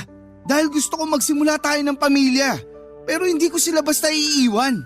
Alam mo, Harold, minsan pakiramdam ko hindi tayo partners eh. Parang ako ang taga-remind lang sa'yo na dapat mong unahin ang sarili mo. At ako, pakiramdam ko parang gusto mong maging makasarili ako. Ano? Hindi ganun. Hindi pagiging makasarili ang unahin ang kinabukasan natin, Harold. Di mo kasi talaga naiintindihan, Ruby. Kung nagkapalit tayo ng sitwasyon, malalaman mo kung gaano kahirap ang pinagdadaanan ko. At ikaw, naiintindihan mo bang nararamdaman ko? Ano pa bang gusto mong gawin ko, ha? Sabihin mo. Ayoko na ng ganito, Harold. Ayoko na ng paulit-ulit na ganito. Ano? Gusto mong maghiwalay na lang tayo? Hindi ko alam. Ang alam ko lang, pagod na ako sa ganitong klase ng buhay. Masakit para sa akin ang naging away namin ni Harold Papadudut. Hindi ko inakala na hahantong kami sa ganitong sitwasyon. Mahal ko siya pero sa galit at sama ng loob ko ay may mga salitang nabitawan ako na hindi ko na mababawi. Hindi ko alam kung dahil sa bugso ng damdamin o dahil matagal ko nang kinikimkim ang sakit, pero kahit ano pang dahilan ay nasaktan ko siya. At alam kong nasaktan din ako sa mga nangyari. Pagkatapos ng aming matinding pagtatalo, pakiramdam ko ay parang naubos ang lakas ko. Hindi ko alam kung saan ako pupunta at kung sino ang dapat kong lapitan. Doon pumasok si Jake sa picture. Siya ang nag-comfort sa akin sa panahon at pakiramdam ko ay nag-iisa ko. Hindi siya nagtanong, hindi niya ako pinilit magsalita at hinayaan lamang niya akong umiyak at ilabas ang bigat ng loob ko. Ramdam ko ang sincerity niya sa pakikinig at sa pagbibigay ng pag-aalaga. Sa kanya ko naramdaman ang init ng isang taong handang dumamay. Pero hindi pa doon natapos ang lahat, Papa Dudut. Nasundan pa ng isa pang away ang nangyari. Hindi ko inaasahan na magiging mas komplikado pa ang sitwasyon at hindi ko na kayang bigat ng damdamin ko kaya nagpa siya akong lumayo muna. Pakiramdam ko ay kailangan kong huminga at kailangan kong magpahinga mula sa lahat ng gulo. Doon nag-offer si Jake na doon na lamang muna ako sa kwarto niya magpalipas ng gabi. Alam kong hindi yon tama pero pumayag ako. Ang mahalaga lang sa akin ay ayokong matulog sa room namin ni Harold kahit wala siya at pumasok na sa trabaho. Habang nakahiga ako sa kama ni Jake ay hindi ko maiwasang balikan ang mga nangyari. Napatanong ako sa sarili ko, tama ba ang ginawa kong desisyon? Tama bang dito ako nagpunta? Pero sa kabila ng lahat ng tanong sa isipan ko, ang sigurado lamang ako ay isa. Pagod na ako. Gusto ko lang mapag-isa kahit saglit. Gusto ko lang maramdaman na may isang tao pa rin na nandyan para sa akin. Kahit na hindi ko siya hiningi, Papa Dudut. At sa gabing yon si Jake ang naging sandalan ko, Papa Dudut.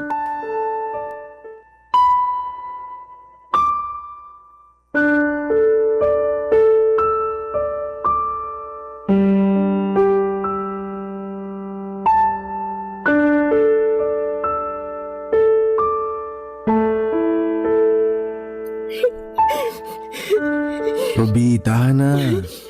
Siguro, kailangan mo nang matulog para naman magkaroon ka ng lakas. Grabe din yung away niyo kanina ni Harold eh. Pasensya na talaga, Jake. Hindi ko alam kung saan ako tatakbo. Ang sama-sama lang talaga ng loob ko. Marami akong sinakripisyo para sa relasyon naming dalawa pero hindi pa rin kami magkasundo. Eto ako lang to ha. Baka siguro hindi talaga kayo para sa isa't isa. I'm sorry pero yung kasi yung nakikita ko eh. Huwag kang humingi ng sorry. Wala ka namang kasalanan eh. Mabuti nga't ang bait mo sa akin. Noon, akala ko... Akala mo ano? Akala ko hindi kita makakasundo. Sus, ako pa ba? Kaya nga nagmana sa akin yung anak ko eh. Kita mo naman, sobrang bait. Kasi marunong ako makisama. At sure ako na wala siyang problema ngayon dun sa camping nila. Hindi mo ba pupuntahan yung anak mo? Kaya na niya sarili niya. Tsaka nagsabi na rin ako sa teacher niya na kapag may problema, sana naman wala, i-message lang ako. Nakasave naman dun sa teacher yung number ko kaya pwede niya akong tawagan anytime. Mabuti kung ganun. Tinuturuan mo palang maging independent ang anak mo. Oo, kailangan eh. Ruby, pwede ba akong tumabi dyan sa kama? Ano? Kasi medyo maliit tong sofa eh. Mukhang di rin ako makakatulog dito, hindi komportable. Kailangan ko rin ng lakas para bukas kasi susunduin ko si Liam sa camping nila. Oo naman. Dito lang ako sa may gilid ng kama. Salamat.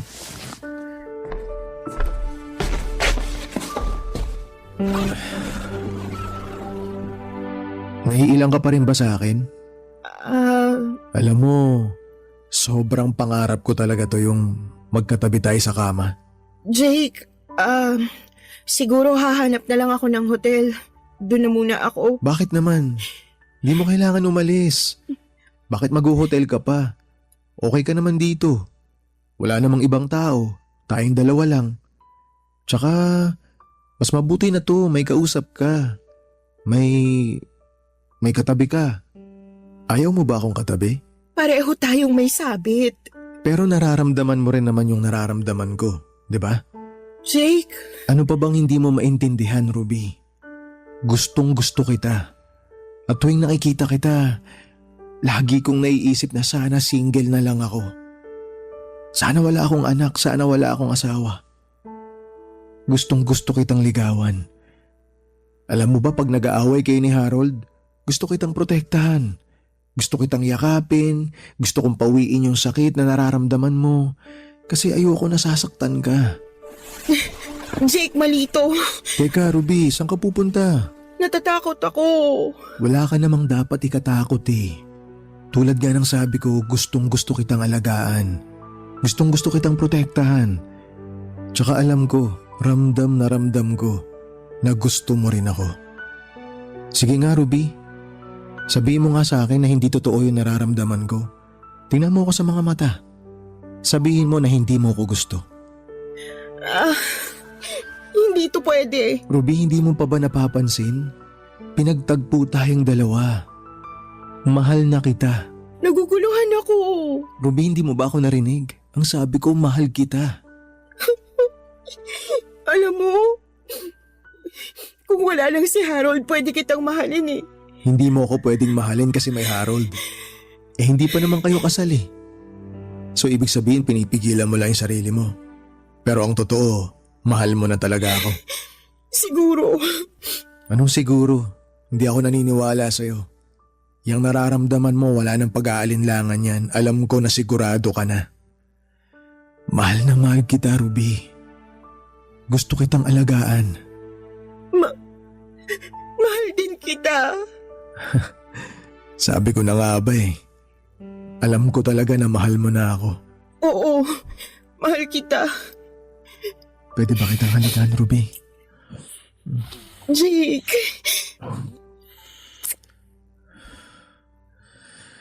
Gustong gusto kitang maangking ngayon, Ruby. Sige, angkinin mo na ako, Jake.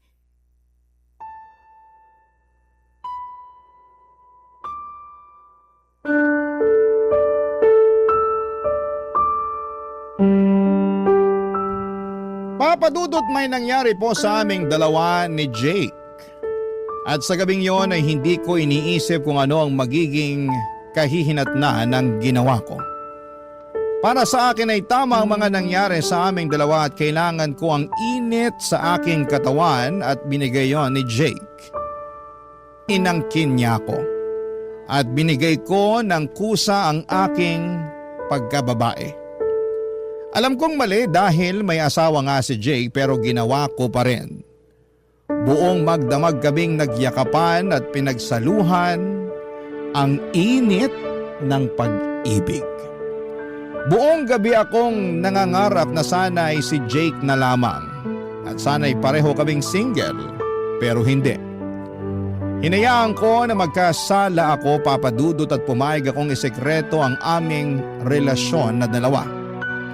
Hindi po alam ni Harold na kapag wala siya sa condominium ay sinasalasihan na siya ni Jake. Si Jake na ang halos nagmamay-ari ng katawan ko at siya nagpapaligaya sa akin sa bawat araw. Papadudot, hindi ko na hinihingi kay Harold na makipaglabing-labing siya sa akin dahil napupuna naman ni Jake ang kakulangan na yon. Mas satisfied ako kay Jake dahil siguro sa matagal na hindi niya kasama ang kanyang asawa ay sa akin niya ibinubuhos ang buong lakas niya. Mahal ko na si Jake at nagiging bisyo na ang angkinin niya ang katawan ko. Sa condo sharing setup na ito ay hindi lang condo ang sinishare, pati na rin ang bawat isa. Dalawang lalaki ang minamahal ko sa loob ng iisang condo unit. Walang nakakaalam ng relasyon naming dalawa ni Jake kung hindi kami lamang dalawa at maingat kami sa aming mga galaw.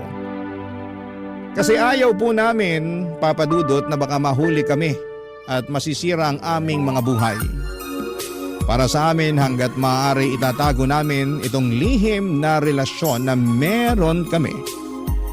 At sa tuwing may pagkakataon ay ginagawa naming dalawa ang magkasiping at lihim na nagmamahalan. Papadudot. Barangay Love Stories. Barangay Love Stories.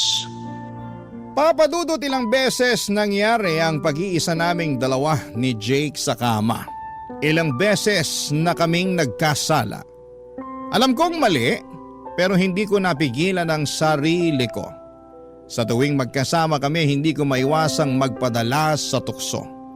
Masaya ako sa tuwing kasama ko siya at may kakaiba siyang pag-aalaga at atensyon na hindi ko nararamdaman kay Harold.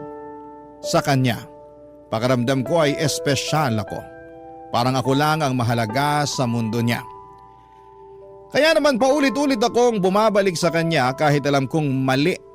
Paulit-ulit namin ginagawa sa room niya o sa room namin ni Harold kapag wala ang anak niya o wala si Harold. Parang kami ang mag-asawa kapag kami lang ang naiwan sa unit namin. Sa bawat pagkakataon na kami lang ni Jake ang naiiwan sa kondo, laging may kaba sa puso ko. Alam kong delikado ito, alam kong isang maling galaw lang ay maaaring mabuko kami. Pero sa kabila ng takot ay patuloy pa rin ang ugnayan at relasyon ko sa kanya. Lagi akong may dahilan. Isa na lang.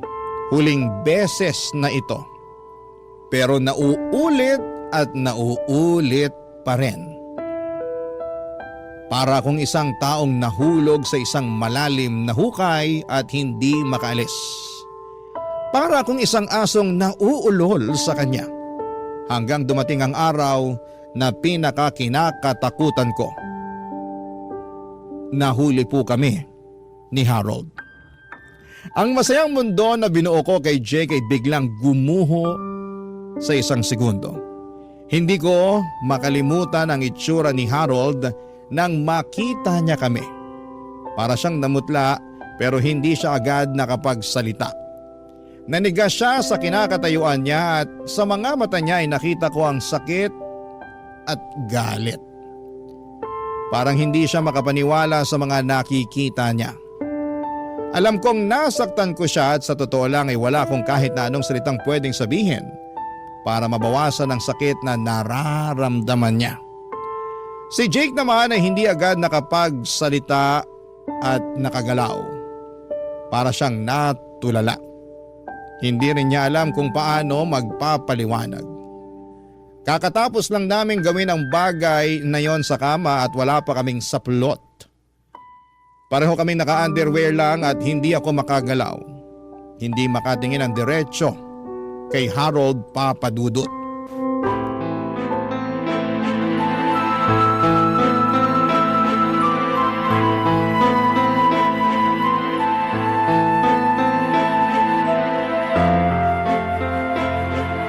Sobrang saya ko talaga, Ruby, kapag ginagawa natin to. Ikaw talaga. Bilisan mo na lang, baka hinahanap ka na ni Liam. Hindi ako hinahanap nun. Basta hawak niya yung tablet niya, may sarili ng mundo yun. Halikan ko nga tong leg mo. Bango-bango. Nakikiliti ako. Ruby? Anong… Jake? Anong ginagawa niyo? Harold, Anong ibig sabihin nito? Harold, bro. Bali ano kasi… teka, Hayop huwag mo ka! tinula. Kalma ka lang. Linawin niyo to! Pinaglololoko niyo ako! Ayusin niyo nga ang pagsuot niyo ng mga damit niyo! Halatang nagpakamot ka sa lalaking to! Harold, please. Kalma ka lang, Harold. Makinig ka kasi kay Ruby. Hayop ka! Ang yabang mo! Pinagkatiwalaan kita! Yun pala sinasalisihan mo na ako? Eh ano ngayon? Tatanga-tanga ka kasi kaya ka nasasalisihan eh. Tama na. Jake, lumabas ka na lang. Please. Oo, lalabas na Bakit ako. mo siya pinapalabas? Harold, Anong huwag kayo gusto na iiyak, ha? magpatayan kayo? Iiyak na Isa sa yan. inyo mamatay o makulong? Harold, Bakit, Ruby? sorry. Sorry. Ganun na lang. Sorry. Nagtiwala ako sa'yo. Minahal kita. Pero bakit ganito ang isinukli mo sa akin? Ginawa mo akong tanga. Ginawa niyo akong tanga. Napakatanga ko. I'm really sorry. Natukso lang ako. Ano? Natukso? Paano mo nagawa to sa akin? Harold, sorry. Hindi ko gustong masaktan ka. Hindi mo gustong masaktan ako? Ilang beses mo ako niloko, Ruby. Ilang beses kayo nagkita. Ilang beses mo siyang pinili. Ilang beses kayo nagsiping na dalawa. Ilang beses yung ginawa sa loob ng room natin. Yun na nga, kahit isang beses o araw-araw, isa lang ang tama rito. Pinagtaksilan mo ko. Mahal kita, Harold. Mahal? Huwag ka na magpatawa. Ruby, kung mahal mo ako, bakit mo ginawa to? Hindi ko alam. Hindi mo alam? Matapos mong ipaangkin yung sarili mo sa kanya, hindi mo alam? Ruby, lumandi ka sa iba. Ang landi mo. Hindi ka na nakontento sa akin? Parati ka kasing pagod. Anong klaseng katwiran yan? Nag-aanap tayo ng pera para may maipon tayo sa kasal. Para makabili tayo ng lupa at makapagpatayo ng bahay sa probinsya.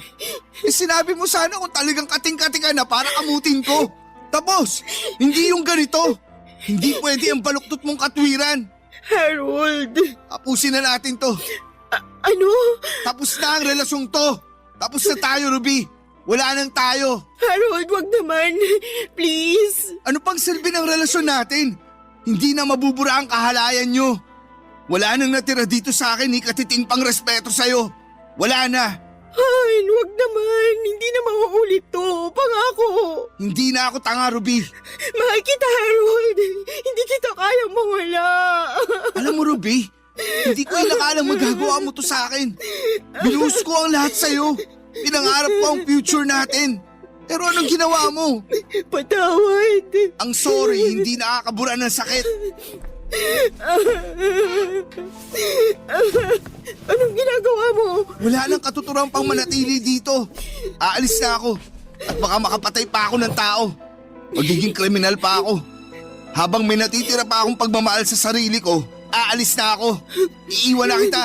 Huwag mo ko iwan, Harold, please. Gagawin ko lahat. Ipapakita ko sa'yo, mahal kita. Lumipat tayo sa ibang tirahan. Kahit anong gawin mo, hindi na mabubuo ulit ang tiwala ko sa'yo. Harold. Paalam, Ruby. Papadudod, hindi ko alam kung ano ang gagawin ko. Pakiramdam ko ay parang bumagsak ang mundo ko sa bigat ng kasalanang nagawa ko. Wala akong mapagsabihan, wala akong matakbuhan at hindi ko alam kung paano ako magsisimula ulit matapos ang lahat ng ito. Nagkasala ako kay Harold, mahal niya ako at alam kong hindi niya kailanman inisip na magagawa ko ito sa kanya. Pinagtaksilan ko siya. Sinaktan ko siya sa parang hindi niya kailanman inakala. Napaulit-ulit akong nagpagamit sa ibang lalaki. Napakasakit isipin na ako mismo ang sumira sa tiwala niya, ang bumitaw sa pangakong dapat ay ako mismo ang nag-iingat. At hindi lang si Harold ang nasaktan ko, pati na rin ang asawa ni Jake. Isang pamilyang buo ang nadungisan dahil sa akin. Kung talagang may respeto ako sa pagkatao ko ay hindi ko kinagat ang mga paramdam ni Jake. Hindi ko kinagat ang offer niya. Hindi ko kinagat ang mansanas ni Adan. Alam kong hindi ko maaaring gawing palusot ang nararamdaman ko ng mga panahong yon at hindi ko maaaring sabihin na nadala lamang ako o hindi ko sinasadya dahil ang totoo ay alam ko kung ano ang ginagawa ko. Alam ko pong mali, papadudod, pero hinayaan kong lamunin ako ng tukso. Kaya hindi ko alam kung paano babawiin ang mga pagkakamaling ito. Hindi ko alam kung paano haharapin si Harold.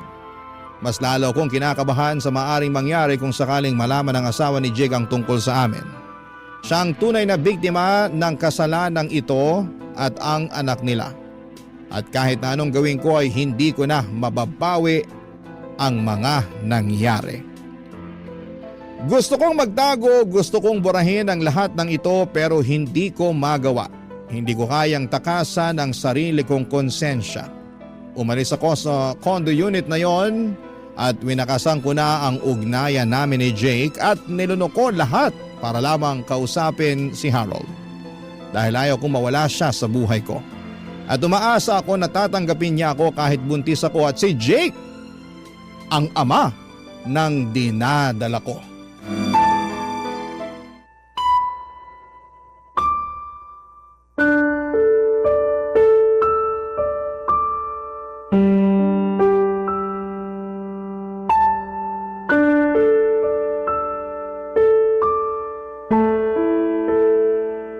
Harold, mag-usap naman tayo. Pwede ba? Ano pa bang pag-uusapan natin, Ruby? Harold, patawarin mo ko. Wala nang saysay ang paghingi mo ng tawad, Ruby. Tapos na tayo. Hindi pa ba malinaw sa'yo yun? Alam kong wala akong karapatang humarap sa'yo ngayon pero sana bigyan mo ako ng pagkakataon. Pagkakataon? Matapos mo akong lokohin? Matapos mong itapon ang lahat ng pinagsamahan natin? Ano ba sa tingin mo, Ruby? Na madali akong kumbinsihin? Harold, alam ko nagkamali ako. Alam ko nasaktan kita. Nagpakagaga ako pero... Pero ano? Natukso ka lang dahil siya ang parati mo nakikita sa kondo? Dahil mas maganda ang katawan niya? Dahil ang gwapo niya? Huwag mong sabihin hindi mo sinasadya. Hindi aksidente ang pagtataksil, Ruby. Pinili mong gawin yan. Alam ko. Pero gusto kong itama ang mali ko. Mahal pa rin kita, Harold. Alam ko nasaktan kita pero sana bigyan mo pa ako ng isa pang pagkakataon. Mahal? Mahal mo ako? Pagmamahal ba ang tawag sa ginawa mo? Ruby, hindi ko na alam kung sino ka. Ang babaeng minahal ko noon, hindi niya kayang gawin to sa akin. Harold, buntis ako. Buntis? At gusto mong ako ang managot dyan? Wala ako ibang matatakbuhan. Wala ako ibang lalapitan. Ikaw lang. Ikaw lang ang meron ako. Ako lang? E di puntahan mo ang Jake mo. Kasi kung gusto mong palabasin ako ang ama, hindi tayo sure dyan. At kung ako man, hindi na rin ako babalik sa'yo.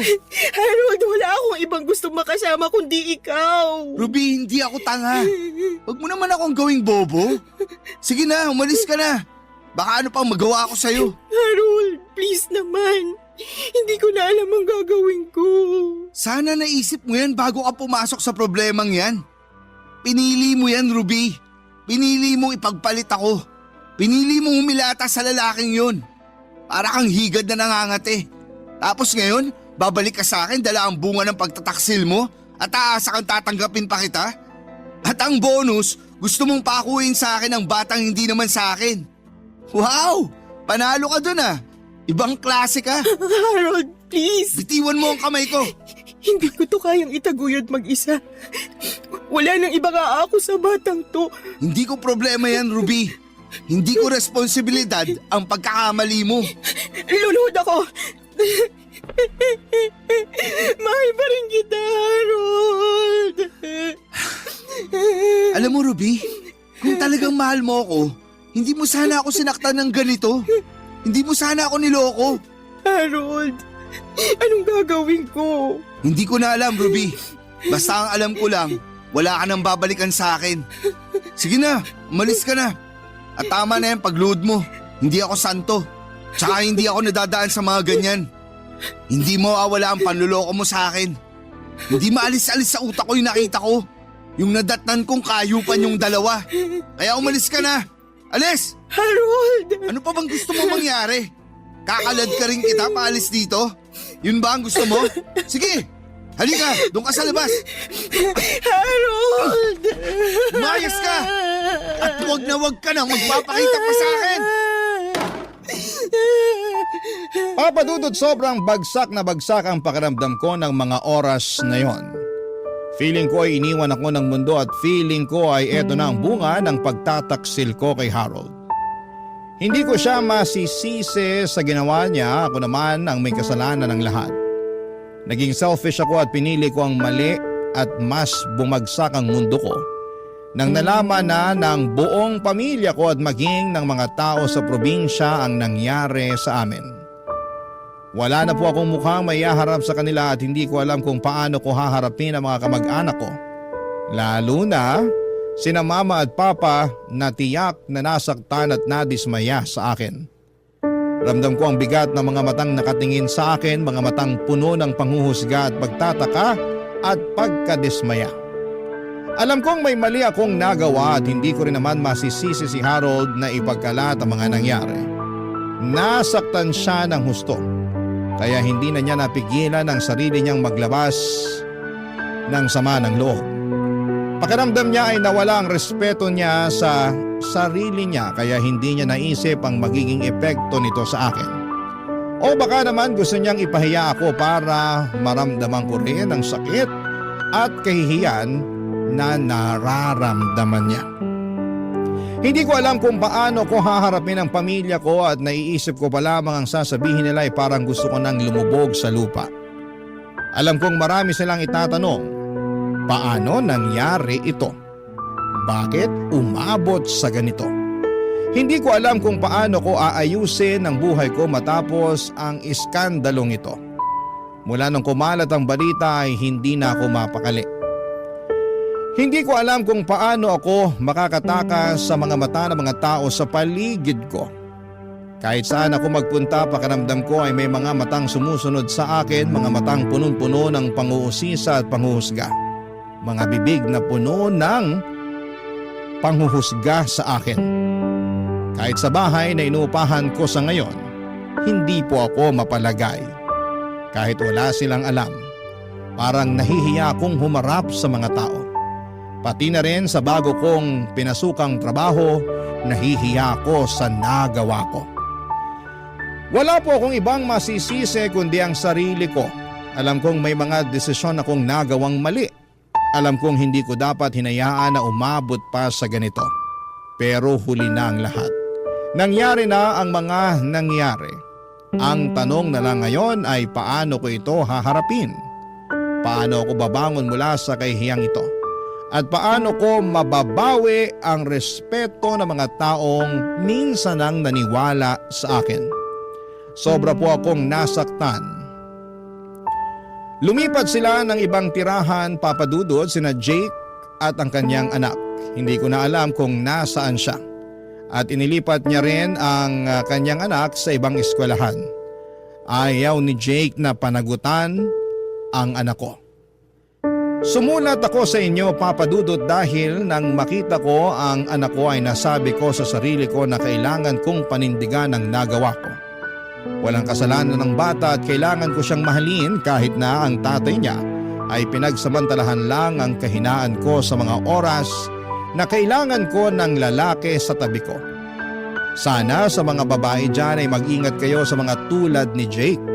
At kung may harold na kayo ay huwag na huwag kayong gumawa ng bagay na ikakasira ng inyong relasyon at baka mauwi sa sitwasyon na pagsisisihan ninyo habang buhay. Hanggang dito na lamang po, Papa Dudut, at maraming salamat po sa pagtampok ng aking buhay sa inyong programa. Ang inyong forever kapuso at kabarangay, Ruby.